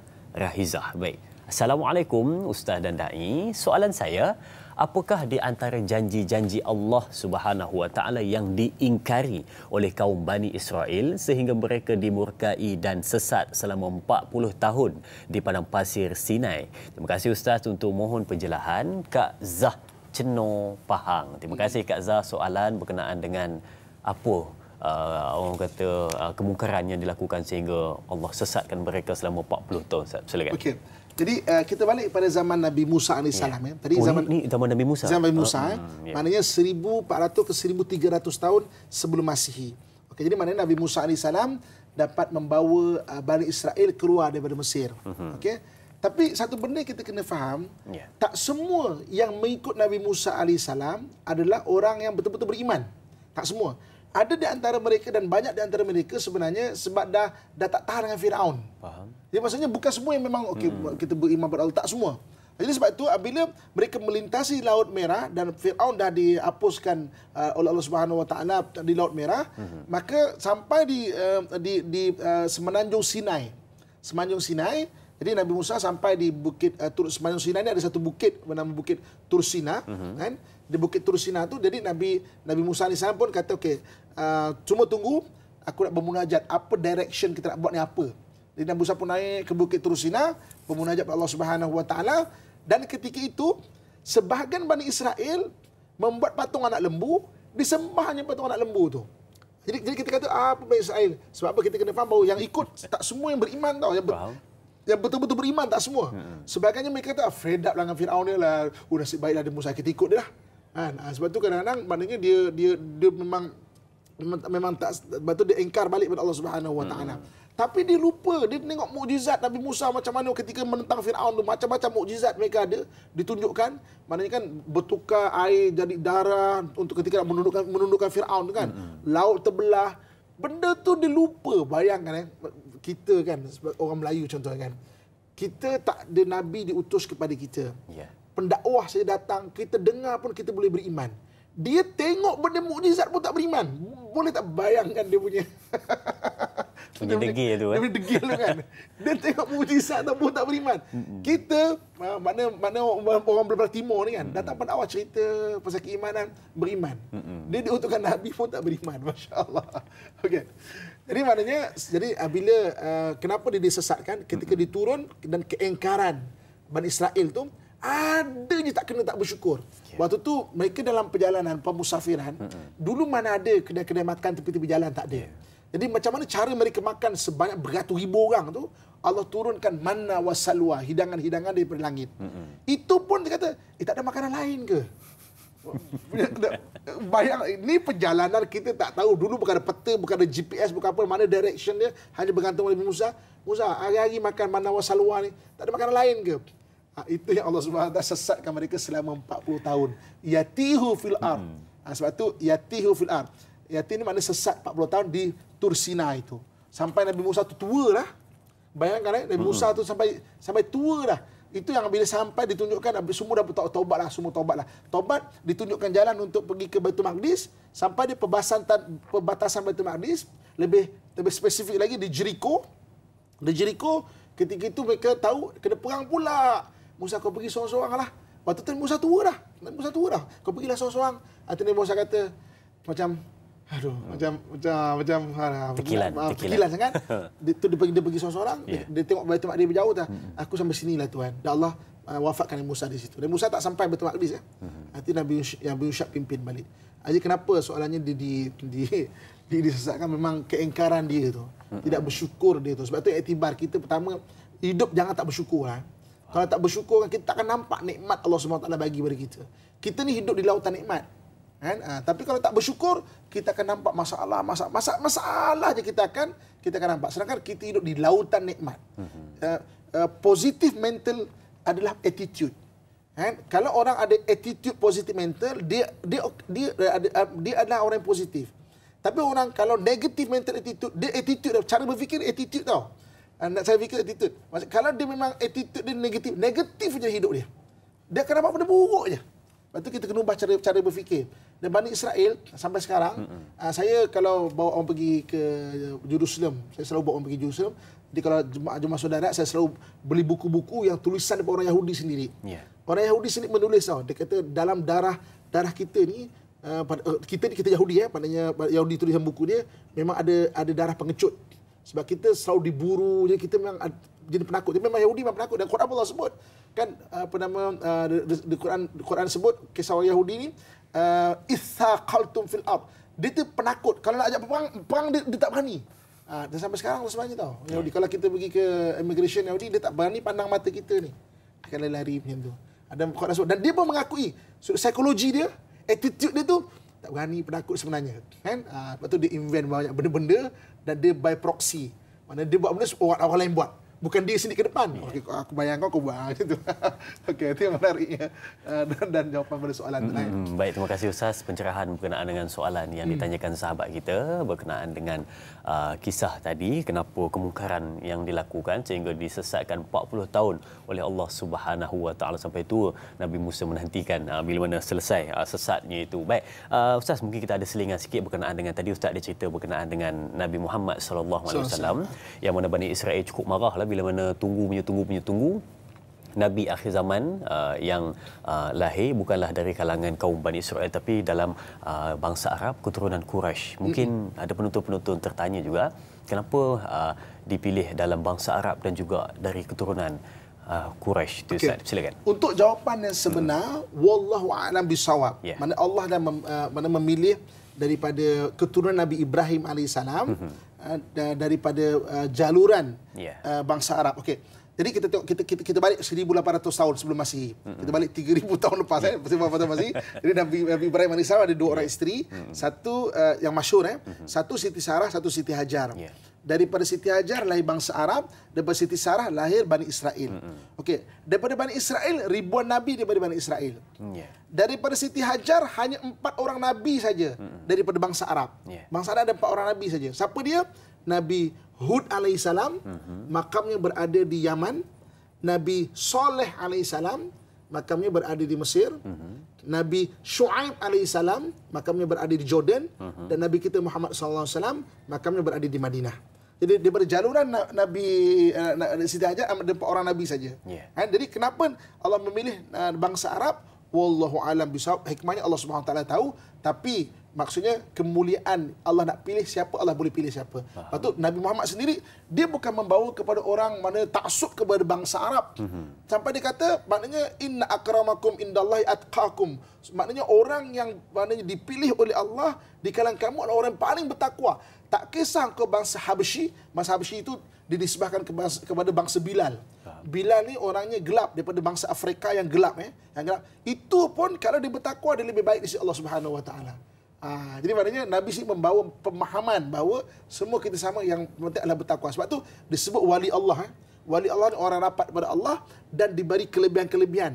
Daripada mana-mana bangsa ada. Bangsa Melayu ada wali Allah. Bangsa India, Pakistan ada wali Allah. Bangsa Turki ada wali Allah. Maknanya bukan seperti orang Arab mesti wali Allah. Tak. Mana-mana bangsa bertakwa boleh diangkat kemuliaan di sisi Allah Subhanahu Wa Taala dan diberi kelebihan. Jadi kalau wali-wali Allah ni ada kelebihan, dia bagi karamah. Kalau nabi dia bagi mukjizat. Kalau berlaku benda-benda pelik bagi orang-orang macam wali-wali ni bagi karamah. Kalau kita orang-orang awam sekali-sekala. Tiba-tiba nak pergi tanyalah ustaz, lampu jauh. Peliknya kan. Contoh kan bagi majlis itu dia bagi maunah. Kan? Dan kalau orang ingkar dan mungkar, ada juga benda dengan amal sihir dapat juga benda-benda pelik, dia panggil istidraj. Itu istilah dalam istilah tauhid lah, benda-benda pelik atau khawarikul adah, di luar adat pemikiran kita berlaku benda-benda itu, memang wujud benda-benda itu. Nabi lain, orang wali lain, orang biasa lain, dan orang yang ingkar pun ada Allah bagi juga istidraj. Dia paksa dengan sihir dan sebagainya dapat juga. Tapi maksudnya Allah tidak redha dan dia akan makin jauh dari Allah Subhanahu Wa Taala. Baik. Okey. Mungkin kita boleh sambung. Boleh, Ustaz. Silakan. Jadi ketika maknanya Nabi SAW dilantik dan dia menjadi rasul dan orang Yahudi dan orang Bani Israil tak terima, ketika itu Allah Subhanahu Wa Taala memberi satu maknanya pemahaman Bani Israel adalah bangsa yang engkar dipanggil Yahudi. Itu dalam Quran Allah sebut waqalatil yahud. Orang Yahudi kata laisatil nasara ala syai'. Maknanya orang Nasara ni orang Nasara ni tak ada apa-apa pun. Maksudnya yang engkar dipanggil Yahudi. Bani Israel itu bangsa. Dalam Bani Israel banyak Muslim. Banyak yang maknanya ahli kitab daripada Bani Israel yang masuk Islam. Sebab tu kita kena faham satu benda juga. Jangan kita mengata Bani Israel secara keseluruhan sebab Bani Israel adalah bangsa dan banyak para nabi diutus daripada Bani Israel yang engkar dipanggil Yahudi. Yang engkar tu dipanggil Yahudi. Itu istilah yang Quran sendiri sebut. Dan hadis Nabi SAW sebut maknanya orang Yahudi, orang yang engkar dan mungkar Allah Subhanahu Wa Taala. Tapi ada yang beriman. Memang ada yang beriman. Dia sama macam bangsa Arab, bangsa lain juga. Yang ada yang beriman, ada yang memang masya-Allah memang teruk pun ada. Okey. Kemudian orang Yahudi ni pemusuhan dengan Nabi SAW memang dia tak berpenghujung sebab daripada Bani Qainuqa kemudian ada yang beriman okey. Ada yang memang berlaku pengkhianatan. Contohnya perang Badar tadi dan mana pengusiran Bani Qainuqa pada tahun 2 Hijrah. Pada tahun 5 Hijrah berlaku perang Ahzab. Perang Ahzab ni perang yang dicadang mana orang kafir datang 10,000 orang nak memerangi orang Islam di kota Madinah. Dan Nabi SAW buat tembok atau parit sekitar kota Madinah. Kota Madinah. Jadi saya dah pernah bincang pada tahun Ustaz lepas, keduduk kota Madinah ni dia dikelilingi dengan gunung berapi dan masih aktif lagi. Madinah ni adalah kedudukan muka bumi adalah gunung berapi dan ada yang masih aktif lagi Jadi maknanya untuk senang faham kalau semenanjung tanah Melayu ni kalau nak senang faham, Mekah ni macam Kuala Lumpur Madinah ni Kedah kan. Jadi untuk pergi ke Kedah, dia tak boleh ke Kedah. Dia kena lalu jalan Perlis, turun balik. Sebab keliling tu gunung berapi, dia tak ada jalan untuk direct. Ini dulu. Sekarang kita ada jentera, boleh korek, boleh pecahkan batu. Ini dulu punya cerita. Hatta kaki kuda pun tak mampu sebab gunung berapi ni dia punya batu-batu tu bisa tau. Dia hitam-hitam, dia banyak galian-galian, kena tu bisa. Kuda pun takkan boleh pergi situ. Unta pun takkan boleh pergi. Jadi mana naik ke Perlis, nak senang faham, naik ke Perlis dulu, turun balik. Jadi mana parit yang digali oleh Nabi SAW bukan keliling. Iaitu pintu masuk daripada Perlis ke Kedah tu, garis tu. Dia bukan keliling. Dia garis tu. Keliling tu. Kalau sekarang dekat Masjid 7 tu. Okey. So, jadi maknanya ketika 5 Hijrah berlaku peperang Ahzab, sekali lagi orang Yahudi mengkhianati Nabi SAW dan orang beriman. Itu yang memang orang Yahudi akhirnya yang tidak beriman dikeluarkan daripada kota Madinah sebab mengkhianati perjanjian, dan itulah mereka memang tak bertepi lah, berpenghujung lah. Maksudnya mereka masih lagi berharap kalau mereka duduk di Madinah, mungkin anak-anak mereka tu nanti akan lahir Nabi akhir zaman. Mereka masih lagi berharap macam tu. Tiba-tiba dah kena keluar yang memang confirm bukan tihamah. Itu mereka kata, kita tak berpuas hati. Sampai pada 1150 Masihi berlaku satu peristiwa, 1150 Masihi, dah dekat dengan kita ni.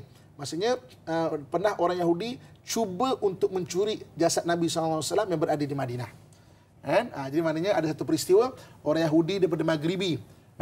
Yahudi dari Maghribi, tapi perancangannya adalah orang Yahudi keseluruhan itu. Mereka utus orang ni menyamar orang Yahudi, orang Arab ni muka lebih kurang sama je. Kalau mereka pasal janggut, pasal apa, sama je. Pakai jubah, pakai serban, sama je.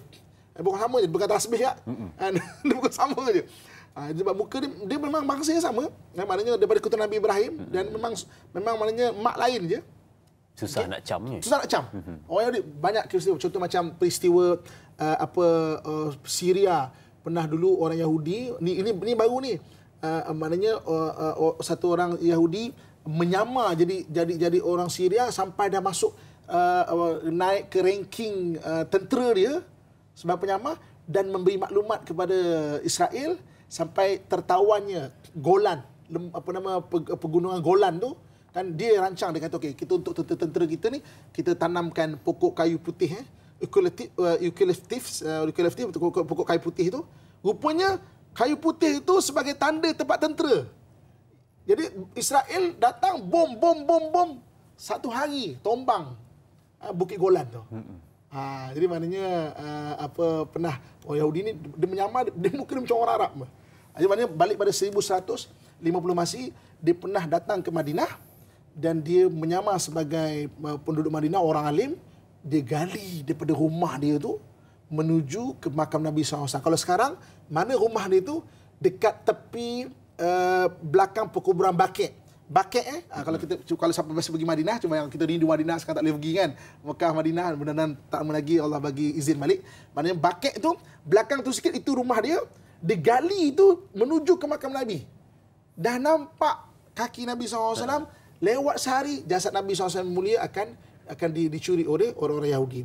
Tapi Allah Subhanahu Wa Taala maha mengetahui, maha pengasih. Allah datangkan mimpi kepada satu orang panglima Islam, Syekh Nuruddin Mahmud Az-Zanki. Datang Nabi dalam mimpi dia, tengok aku di Madinah, tengok aku di Madinah. Jadi maknanya ketika sampai di Madinah, apa nak buat ni? Dia buat kenduri. Dia buat kenduri seluruh penduduk Madinah, semua wajibkan hadir. Jadi ditanya gubernur Madinah, semua hadir. Hadir, wahai panglima, kecuali 2 orang ni tak hadir. Siapa? 2 orang alim sangat dekat daripada Maghribi. Panggil dia hadir. Tengok panggil, dua-dua ini muka yang Nabi tunjuk dalam mimpi. Nuruddin Mahmud Az-Zanki. Nabi kata, okey tak apa, tahan orang ni, bagi dia makan. Waktu itu Nuruddin pun pergi ke rumah dia, tengok dah ada lubang di rumah dia, dah sampai ke makam Nabi SAW. Itu kisah pertama bagaimana percubaan mencuri jasad Nabi SAW. Percubaan kedua, siapa? Orang yang menumbangkan kota Melaka, iaitu Alfonso Al-Bukaki. Alfonso Al-Bukaki juga orang yang pernah merancang, tapi dia golongan Nasrani, untuk mencuri jasad Nabi SAW. Sebab itu dia adalah orang yang biadab, menumbangkan kota Melaka 1511. Dia balik ke Portugis, kerajaan Islam India serang dia. Maharaja Humayun daripada kerajaan Moghul serang dia. Orientalis kata dia tenggelam di tengah jalan sebab ribut dan sebagainya, tapi dia diserang oleh kerajaan Raja Humayun daripada kerajaan Moghul. Sebab ketika Melaka tombang, sebenarnya banyak kerajaan-kerajaan Islam lain tolong. Keadaan Demak tolong, sebab tu kan ada bidalan, pantun, jika roboh kota Melaka, papan di Jawa kami sorongkan.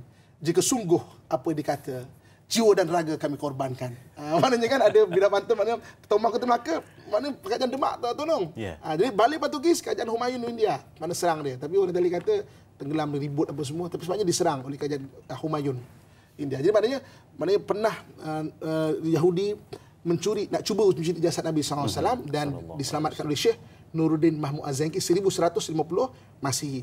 Dan Nuruddin Mahmud Az-Zanki ni, antara jasa dia satu adalah dia menyelamatkan jasad Nabi. Yang kedua, usaha dia untuk membebaskan Baitul Maqdis dari tangan tentera salib, tapi dia tak sempat.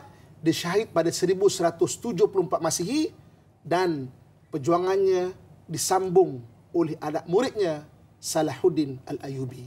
Dan Salahuddin Al-Ayyubi berjaya menombangkan tentera salib di Baitul Maqdis pada 1187 Masihi.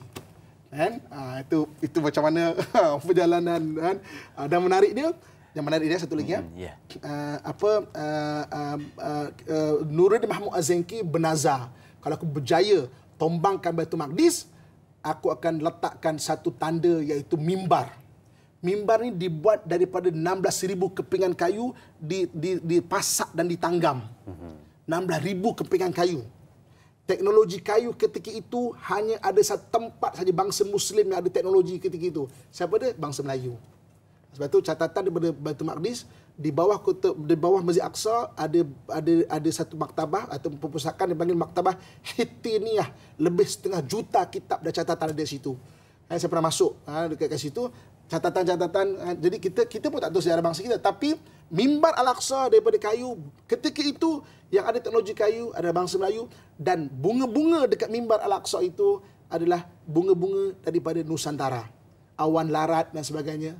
Sebab tu kalau kita nak tahu Quran ni daripada mana, kan Quran ni tulis mana, dia ada bunga-bunga kan, kita boleh tahu dari situ bunga-bunga tu apa semua kan. Tapi tak ada catatan kita. Wallahu alam, Imam Al-Aqsa sendiri sebut kat saya, kau tengok ni kan. Tapi sejarah kita tak tahu, sebab tombak Melaka 1511 semua buku-buku Melayu kita kan diangkut. Kita tak tahu sejarah kita. Sejarah kita ditulis oleh orientalis. Kita pun tak tahu cara kita, kan? Tapi catatan yang banyak. Saya pernah mengajar di Moscow State University di Rusia. Dijemput sebagai pesyarat kat sana. Di sana ada 13 manuskrip Melayu yang tak ada kat mana-mana tempat. Catatan kita. Sebab kita dihilangkan sejarah. Kita pun banyak tak tahu tentang sejarah kita. Kata pepatah kan, kalau mahu merosakkan tanaman, rosakkanlah akarnya. Kalau mahu merosakkan sebuah bangsa, rosakkanlah sejarahnya. Kita tak tahu sejarah kita kan. Wallahu a'lam. Jadi maksudnya antara kisah mana Baitul Maqdis, Bani Israel, kaitan sikit dengan orang Melayu kita, kan?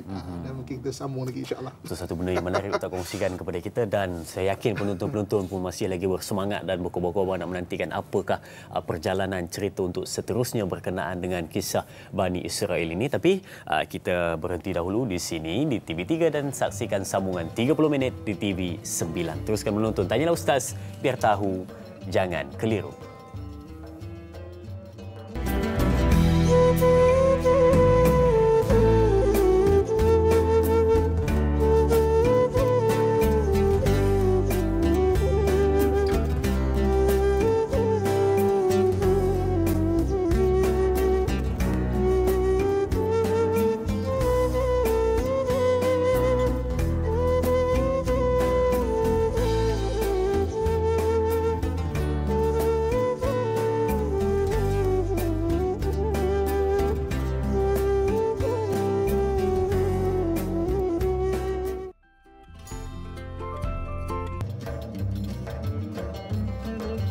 Alhamdulillah bertemu kembali bersama sidang penonton setia Tanya Ustaz, biar tahu jangan keliru. Kita sambung 30 minit di TV9. Kalau tadi 1 jam setengah kita bersiaran di TV3 untuk sama-sama kita ambil input-input menarik, isi-isi penting dalam perbincangan kita berkenaan dengan siapakah Bani Israel. Diceritakan kepada kita panjang lebar oleh Ustaz berkenaan dengan apa yang patut kita ambil peduli berkenaan dengan kisah sirah yang penting untuk kita fahami ini. Mudah-mudahan kita tidak keliru lagi. Baik, kita ambil soalan di WhatsApp Tanyalah Ustaz TV3 dari sahabat kita yang bertanyakan soalan Siti Musliha dari Rawang. Baik, soalannya, Assalamualaikum Ustaz dan Da'i. Siapakah Bani Israel? Adakah mereka kaum Yahudi dan apakah agama yang mereka anuti? Yang kedua, adakah di kalangan mereka yang beragama lain? Dan soalan yang ketiga, dari manakah keturunan asal mereka? Negara apa sekarang? Nama negara sekarang. Dan kini, di negara manakah yang paling ramai golongan Bani Israel ini? Mohon pencerahan. Terima kasih. Terima kasih Puan Siti Musliha. Soalan yang ditanyakan berkenaan dengan agama apa yang mereka anuti dan di negara mana yang paling ramai. Silakan Ustaz. Okey. Pertama sekali agama orang Yahudi. Ya. Okey. Bani Israel adalah bangsa. Okey. Jadi macamlah bangsa Cina, bangsa Melayu, bangsa India, bangsa Israel, bangsa Arab, bangsa Turki, dia adalah bangsa. Dari sudut agama, banyak Bani Israel yang Islam sejak zaman Nabi SAW pun. Maknanya yang masuk Islam. Dan juga maknanya sekarang daripada sudut bangsa ada je masuk Islam. Sebab itu kalau dekat Israel antara cabaran dia pada dia kan adalah anak-anak muda di universiti akhirnya masuk Islam. Ada maksudnya masuk Islam sebab mereka orang muda kan belajar apa semua akhirnya faham benda itu kan. Jadi maknanya itu antara pada dia cabaran dia kan. Macam mana mereka nak kawal benda itu. Dia masuk Islam. Kalau ada tak masuk Islam, dia berpegang dengan agama percaya pada Allah satu. Tapi syariat dia Nabi Musa AS. Ada bersyarat Nabi Musa AS. Maksudnya maknanya merujuk kepada kitab Taurat, kan, rujukan mereka. Itu dipanggil ahli kitab. Sebab itu sebahagian daripada ulama kita menyebut bahawa sembelihan orang Bani Israel boleh dimakan. Sebab apa? Bani Israel tak akan makan babi. Bani Israel akan sembelih dan sembelihannya dengan nama Allah. Walaupun dalam bahasa dia disembelih dengan Shamshim. Shamshim ni maknanya bismillah lah. Walaupun dalam bahasa dia, sebab tu fatwa ulama Timur Tengah dan Eropah maknanya sembelihan orang Yahudi boleh dimakan. Kalau kita pergi ke luar negara, satu hari kalau COVID kan, ke US ke mana, kalau kita naik katakanlah airline yang maknanya tak menyediakan makanan orang Islam, kita boleh minta sama ada vegetarian food ataupun kosher. Kosher ni istilah halal bagi Yahudi. Kita halal bagi dia kosher. Sebab maknanya boleh sembilan tu boleh ikut fatwa ulama tengah boleh dimakan. Sebab kalau yang memang beragama tetap Allah tu esa dan juga berpegang pada dia tak percaya Nabi Muhammad je, dia percaya pada nabi-nabi terdahulu. Jadi mana sembilan boleh makan. Ataupun ada yang tak beragama. Ataupun memang dah macam tak langsung macam fikir agama lah. Contoh macam pahaman Zionis. Sebab tu dekat Jerusalem sendiri ada pertentangan antara Zionism dengan Judaism. Judaism ni merujuk kepada ahli kitab lah. Jadi Judaism dengan Zionism memang bertentangan. Ada je berfikir tak puas hati Zionism. Dia kata kau tak boleh baca ni, kau tak boleh baca ni. Macam Judaism ni orang ahli kitab macam orang masjid lah. Zionis ni macam orang dah macam dah tak kira agama ke apa semua. Jadi maknanya ada macam tu. Jadi Zionis ni diasaskan oleh Dr. Theodor Herzl pada ujung kurun ke-18. Dan dia adalah antara yang pertama mendoktrinkan kewujudan sebuah negara untuk Bani Israel. Sebab Israel ni tak pernah ada negara. Last sekali bersama-sama pun bukan negara tunggal zaman Nabi Daud AS. Zaman Nabi Sulaiman AS. Itu pun bersama-sama. Dia sebagai raja saja. Dia tak pernah negara. Jadi Dr. Theodor Herzl jumpa Sultan Abdul Hamid, Sultan Khalifah Utsman yang terakhir, boleh tak bagi tanah sekitar Palestin. Dan maka khalifah tak bagi. Dia kata tak, selagi aku ada, aku takkan benarkan. Aku takkan benarkan orang Yahudi. Sebab apa? Sebab ketika Sayyidina Umar radhiyallahu anhu wa arda datang ke Jerusalem, dan orang Jerusalem menyokong dia. Jadi Sayyidina Umar membuat satu perjanjian. Dia panggil perjanjian Umariyah. Al-Ahdul Umariyah. Maknanya perjanjian Umar. Antara perjanjian itu adalah orang Yahudi waktu itu kan menentang Nabi, nak bunuh orang Islam semua, maknanya tidak dibenarkan orang Yahudi itu datang. Maknanya Yahudi bukan Bani Israel. Yahudi maknanya orang yang engkar tu kalau dia Islam okey, dia saudara. Tapi orang Yahudi tak dibenarkan untuk masuk. Perjanjian tu dan disign oleh Padri Patriark waktu itu. Patriark ni Nasrani, maknanya okey, kita tak akan benarkan Yahudi untuk datang. Yahudi bukan yang Islam maknanya bukan yang Nasrani. Ada juga Yahudi yang Nasrani, Kristian. Tapi ini Yahudi yang memang pelik ni lah, tak dibenarkan. Jadi Sultan Abdul Hamid tak benarkan. Itu yang Theodor Herzl berusaha untuk khalifah dihapuskan daripada sejarah, dan pendekkan cerita 1924 khalifah berjaya dihapuskan daripada sejarah, dan bermula itulah dia ramai-ramai dengan kajian British masuk dalam tentera British, dan British meletakkan mereka tu sebagai satu pasukan tentera yang duduk di Palestin. Jadi Palestin jatuh ke tangan British pada tahun 1917. 1917. Sebab apa? Sebab waktu tu berlakunya revolusi Arab. Revolusi Arab menentang kerajaan Bani Utsmaniyah, dan akhirnya Palestin diletakkan di bawah British. Jatuh dengan British. Jadi maknanya 1917, dan orang-orang Yahudi dia masuk tentera, dan berita letakkan dekat tanah-tanah Palestin. Okey. Jadi pada 1948 elok Yahudi tinggalkan Palestin. Terus bahagian tentera ni isytiharkan merdeka dan diiktiraf PBB, dan bermulalah negara disebut Israel berada di tanah Palestin 1948 tu. Waktu tu Palestin sendiri pun tak dapat sebuah negara diiktiraf dulu. Sebuah negara nak diiktiraf oleh sebuah negara dulu kena diiktiraf oleh kerajaan besar. Dulu kerajaan Utsmaniyah, kerajaan Great British contoh kan. Akan ada satu kerajaan Islam daripada China, kerajaan Islam Dali. Kerajaan Islam Dali ni tumbang pada 1874 Masihi. 1874 dia tu nak diserang oleh kerajaan China, kerajaan King terang dia minta diiktirafkan sebuah negara, tapi British tak mengiktiraf. Ratu Victoria tak iktiraf. Jadi akhirnya tumbang, dan ramai tak tahu pernah wujudnya sebuah kerajaan selatan dipanggil Penang Gua, dipimpin oleh Qadi Muslimin Sulaiman Abdul Rahman, syahid dekat Dali. Dali itu kan Yunan. Jadi apabila kerajaan Yunan Islam tu tumbang, rakyat dia jadi hamba, dan banyak yang keluar daripada Yunan, ada pergi ke Chiang Mai di Thailand, ada pergi yang ke Cambodia, ada yang masuk ke selatan Thailand, dan ada yang masuk ke semenanjung Tanah Melayu. Lepas tu ada orang cakap, saya dulu keturunan Cina, keturunan Yunan, maksudnya daripada kerajaan Dali. Mungkin dia juga Raja-Raja Dali punya Keturunan Putih kita tahu. Tapi maknanya terutamanya bahagian-bahagian di Kelantan. Ada memang daripada keturunan Yunan. Okey, balik cerita penubah sebuah negara. Jadi nak mengiktiraf negara itu sebuah negara perlu diiktiraf oleh kerajaan-kerajaan besar. Sampailah kesatuan negara-negara wujud, sampailah PBB wujud.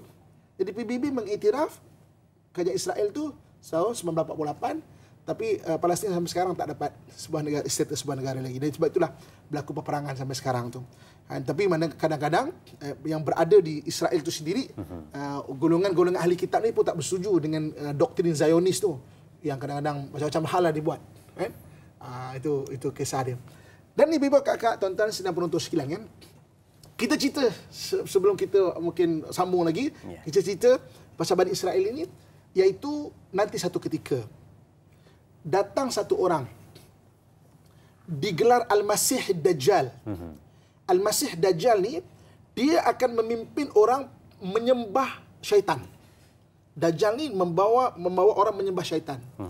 Ketika itu ahli kitab daripada Nasrani dan daripada Yahudi, daripada Bani Israel akan meluk Islam.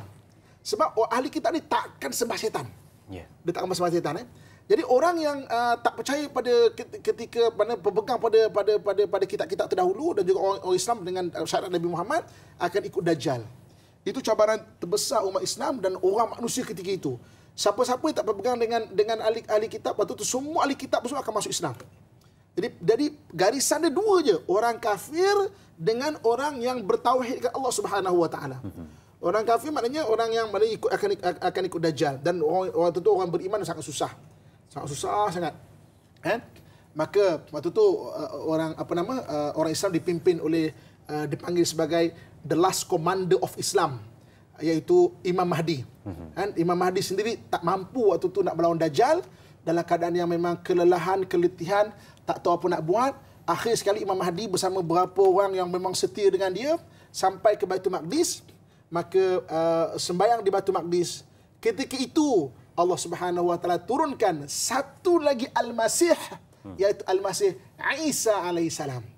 Al-Masih Isa alaihissalam diturunkan di Manaratul Baida, di Menara Putih. Di Menara Putih, ijtihad ulama, Menara Putih, Manaratul Baida itu adalah di Masjid Umawi dekat Damsyik, ataupun dekat Syria sekarang.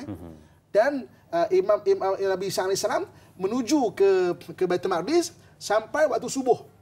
Waktu subuh, ketika itu maka nak solat subuh, orang Islam nak solat subuh, maka ketika itu semua kenal, maknanya Nabi Isa alaihissalam, dan mempersilakan Nabi Isa itu mengimamkan. Tapi Nabi Isa kata, silakan imam Baitul Maqdis, maknanya sembahyanglah.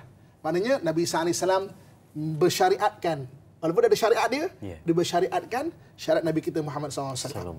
Jadi maknanya kemudian dia memimpin umat Islam, dan orang-orang yang beriman ketika itu untuk menentang Dajjal.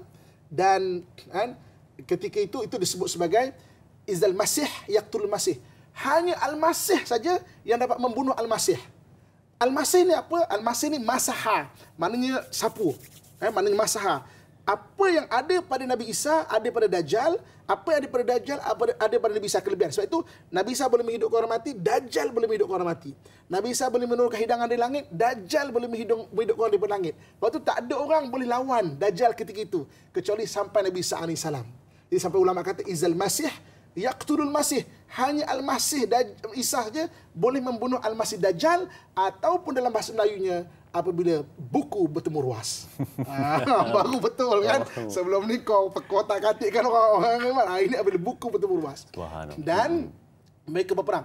Ketika itu semua batu-batu, pokok-pokok mengeluarkan gelombang yang boleh difahami. Ya ibadah Rahman, wahai hamba Allah. Ni di belakang ni ada pengikut-pengikut Dajjal daripada golongan Yahudi. Ustaz, berkenaan dengan kisah bagaimana Dajjal dan juga kisah Nabi Isa AS tadi, kita hold dulu cerita tu. Kita bagi orang tertanya-tanya apa kata jadi selepas itu, tapi kita nak berehat seketika. Jangan ke mana-mana, kembali selepas ini.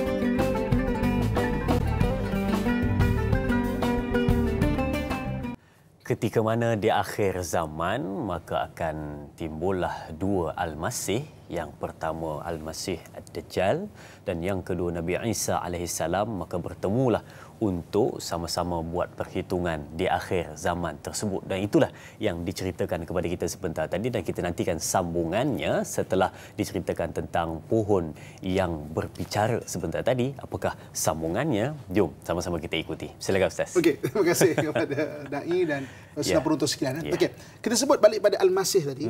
Ada dua Al-Masih, iaitu Al-Masih Isa dan Al-Masih Dajjal. Kedua-duanya digelar Al-Masih sebab tangannya itu dia ada kelebihan. Apa yang ada pada Nabi Isa ada pada Dajjal, apa yang ada pada Dajjal ada Nabi Isa, dari sudut kelebihan.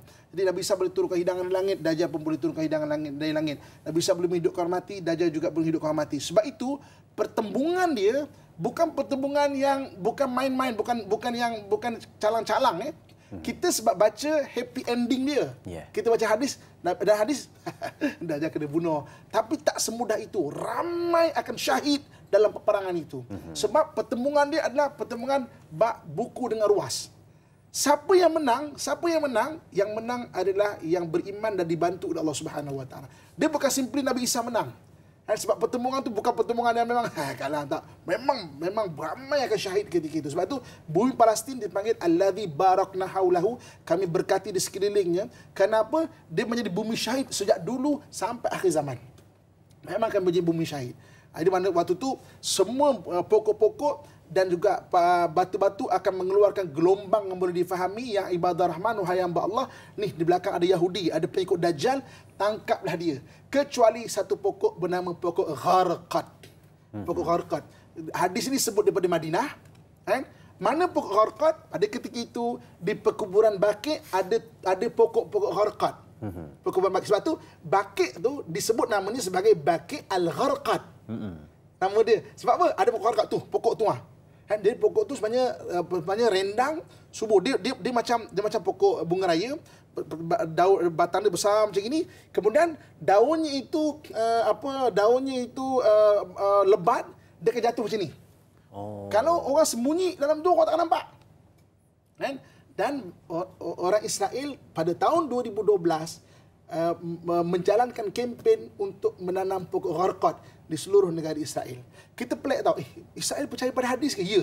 Sebab apa? Sebab dia banyaknya Nabi diutus daripada bangsa mereka, nature percaya benda gaib ada kat dia. Lepas tu dia percaya, benda-benda gaib ni dia mudah percaya. Dia lebih khurafat daripada mana-mana bangsa tau. Saya kalau kat sana, saya datang sana, jemaah semua dah rehat apa semua. Kalau saya jalan kat orang Yahudi, saya suka menyakat dia, saya suka berbual dengan dia, saya kata, kau tahu tak? Cincin aku ni kan, malam-malam kan dia kan mimpi benda tau. Dia suka lah. Jual lah kat aku. Dia suka benda-benda cerita macam tu, dia suka. Sebab Bani Israel ni, nature benda gaib dia ada. Sebab dia banyak Nabi diutus pada dia kan. Badan penuh tangkal. Sini tangkal, kepala dia tangkal. Kedai dia confirm ada tangkal. Dia panggil Ma'zuzah. Confirm ada tangkal. Kereta dia semua ada tangkal. Saya kata, benda apa ni? Ni Ma'zuzah ni. Ni bukan melindungi kau ni. Macam-macam. Cerita pelik-pelik banyak. Lebih khurafat daripada mana-mana bangsa. Termasuk kita rasa orang Melayu kita pelik-pelik kan. Dia 10 kali ganda lebih itu lagi. Jadi maknanya Yahudi memang tanam pokok Gharqad di sekitar Israel, tanam pokok tu pada dia kata sebagai macam keceriaan lah, tapi tak. Dia percaya pada hadis Nabi SAW. Jadi yang ibadah Rahman, wahai hamba Allah, tangkap belakang ada Gharqad dan berlaku pertembungan yang sangat besar dan akhirnya diburu Dajjal sampai akhirnya Dajjal qutilat Dajjal bi babin Lut. Dajjal dibunuh menurut hadis Nabi SAW di pintu kota Lut. Kota Lut ni adalah kota yang antara Jerusalem dan Tel Aviv.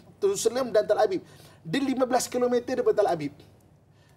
Jadi kota Lut ni dia ada dua pintu. Satu pintu Gharbiyah, satu pintu Syarqiyah. Gharbiyah ni pintu barat, Syarqiyah ni pintu bahagian timur. Jadi maknanya pintu bahagian timur dibunuh di situ. Di Babun Lut. Dan ketika Dajjal dapat dibunuh, maka kembalilah seluruh umat Islam, seluruh manusia kembali sama ada beriman kepada Allah Subhanahu Wa Taala. Kalau tak beriman pun dia akan mengikut sistem untuk maknanya perlindungan daripada orang Islam ketika itu. Sampai Nabi Isa AS wafat dan sebagai ulama menyatakan dia akan dimakamkan di sebelah bahagian makam Nabi SAW. Makam Nabi di bilik Sayyidatina Aisyah tu dia muat 4 orang. Sekarang ada Nabi kita Muhammad SAW, Sayyidina Abu Bakar dengan Sayyidina Umar kat situ. Ada satu lagi.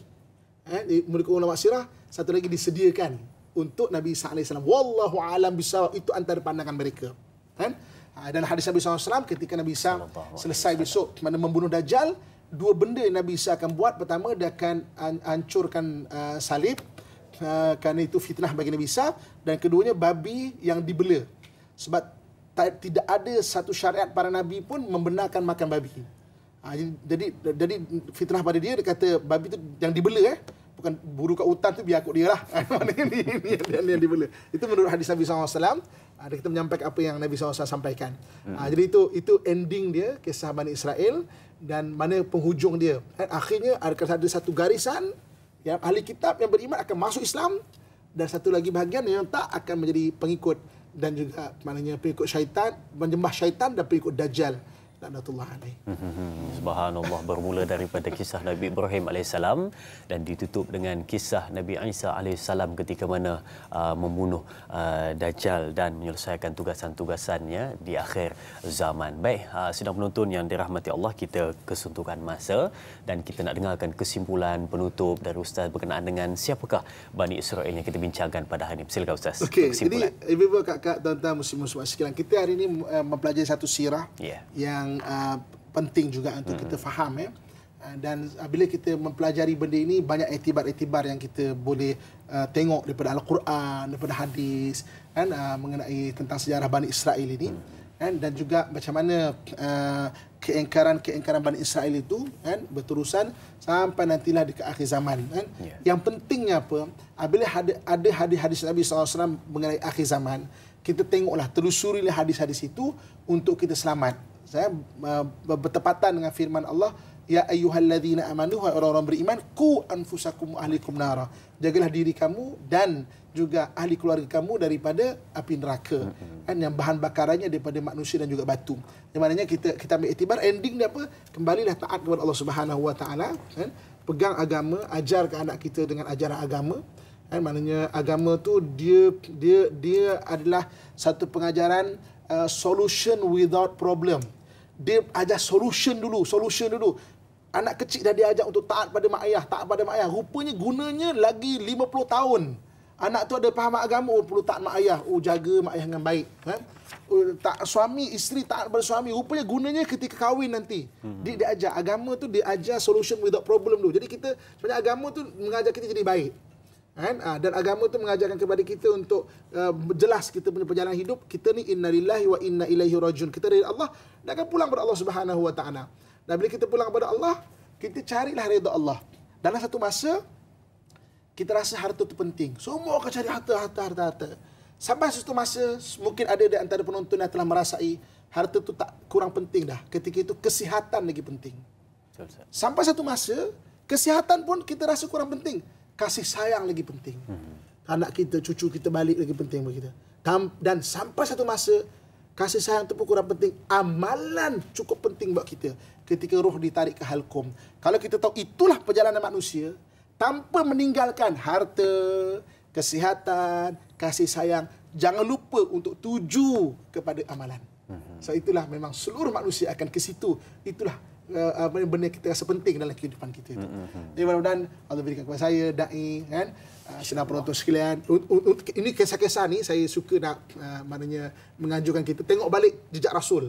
Jejak Rasul banyak dokumentari mengenai Jerusalem, Bani Israel, kisah pasal Palestin, kisah pasal banyak sangat.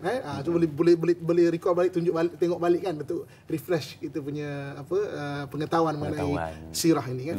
Jadi mudah-mudahan Allah kurniakan kita kerana kebaikan dan bimbing kita, kan, mana di dunia sampai tutup dengan doa, Ustaz. Silakan doa. A'udzubillahi minasyaitonirrajim. Bismillahirrahmanirrahim. Alhamdulillahirabbil alamin wassalatu wassalamu ala asyrafil anbiya'i wal mursalin wa ala alihi washabbihi ajmain. Ya Allah, ya Tuhan kami, kurniakan kekuatan keimanan kepada kami, ya Allah. Seperti mana yang telah Kau berikan kepada Nabi-Mu Ibrahim, ya Allah. Amin. Berikan kepada kami jalan keluar bagi segala permasalahan kami, ya Allah. Seperti mana yang telah Kau berikan kepada Nabi-Mu Yunus, ya Allah. Berikan kepada kami kesembuhan di dalam segala penyakit kami, ya Allah. Seperti mana yang telah Kau berikan kepada Nabi-Mu Ayub, ya Allah. Kurniakan kepada kami kemurahan rezeki yang halal, ya Allah. Seperti mana yang telah Kau berikan kepada Nabi-Mu Sulaiman, ya Allah. Ya Allah, ya Tuhan kami, kurniakan kepada kami bantuan di dalam apa yang kami usahakan, ya Allah. Seperti mana yang telah kau berikan kepada Nabi-Mu Musa, ya Allah.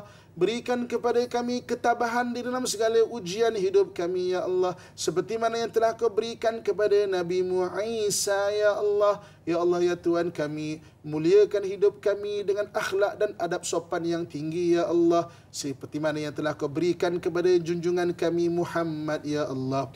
Ya Allah, ya Tuhan kami, ampunkan segala dosa dan kesalahan kami, ya Allah. Ibu dan ayah kami, ya Allah. Guru-guru kami, ya Allah. Orang yang mempunyai hak ke atas kami, ya Allah. Dan kepada sekian muslimin dan muslimat, mukminin dan mukminat, terutamanya sesiapa yang menuntun majlis ilmu kami pada hari ini, ya Allah. Dan sesiapa yang menjayakan program yang mulia pada pagi ini, ya Allah. Allahumma rabbana atina fid dunya hasanah wa fil akhirati hasanatan wa qina adzaban nar wa adkhilnal jannata ma'al abrar ya aziz ya ghaffar ya rabbal alamin. Wa sallallahu ala sayyidina wa maulana Muhammad wa ala alihi wa sahbihi ajma'in. Subhana rabbika rabbil izzati amma yasifun wassalamun alal mursalin walhamdulillahi rabbil alamin. Taqabbalallahu minkum minna wa minkum taqabbal ya karim. Amin amin ya rabbal alamin. Terima kasih diucapkan kepada Ustaz untuk kongsian pada hari ini, dan terima kasih diucapkan kepada keluarga besar Tanyalah Ustaz sedang menonton semua pecinta ilmu. Dan jangan lupa esok bersama Tanyalah Ustaz dengan moderator Da'i Hilman dan ahli panel Ustaz Jafri Abu Bakar dengan topik akhlak, ibadah mudah, besar ganjarannya. Teruskan menonton Tanyalah Ustaz, biar tahu jangan keliru. Sekian, Assalamualaikum warahmatullahi wabarakatuh.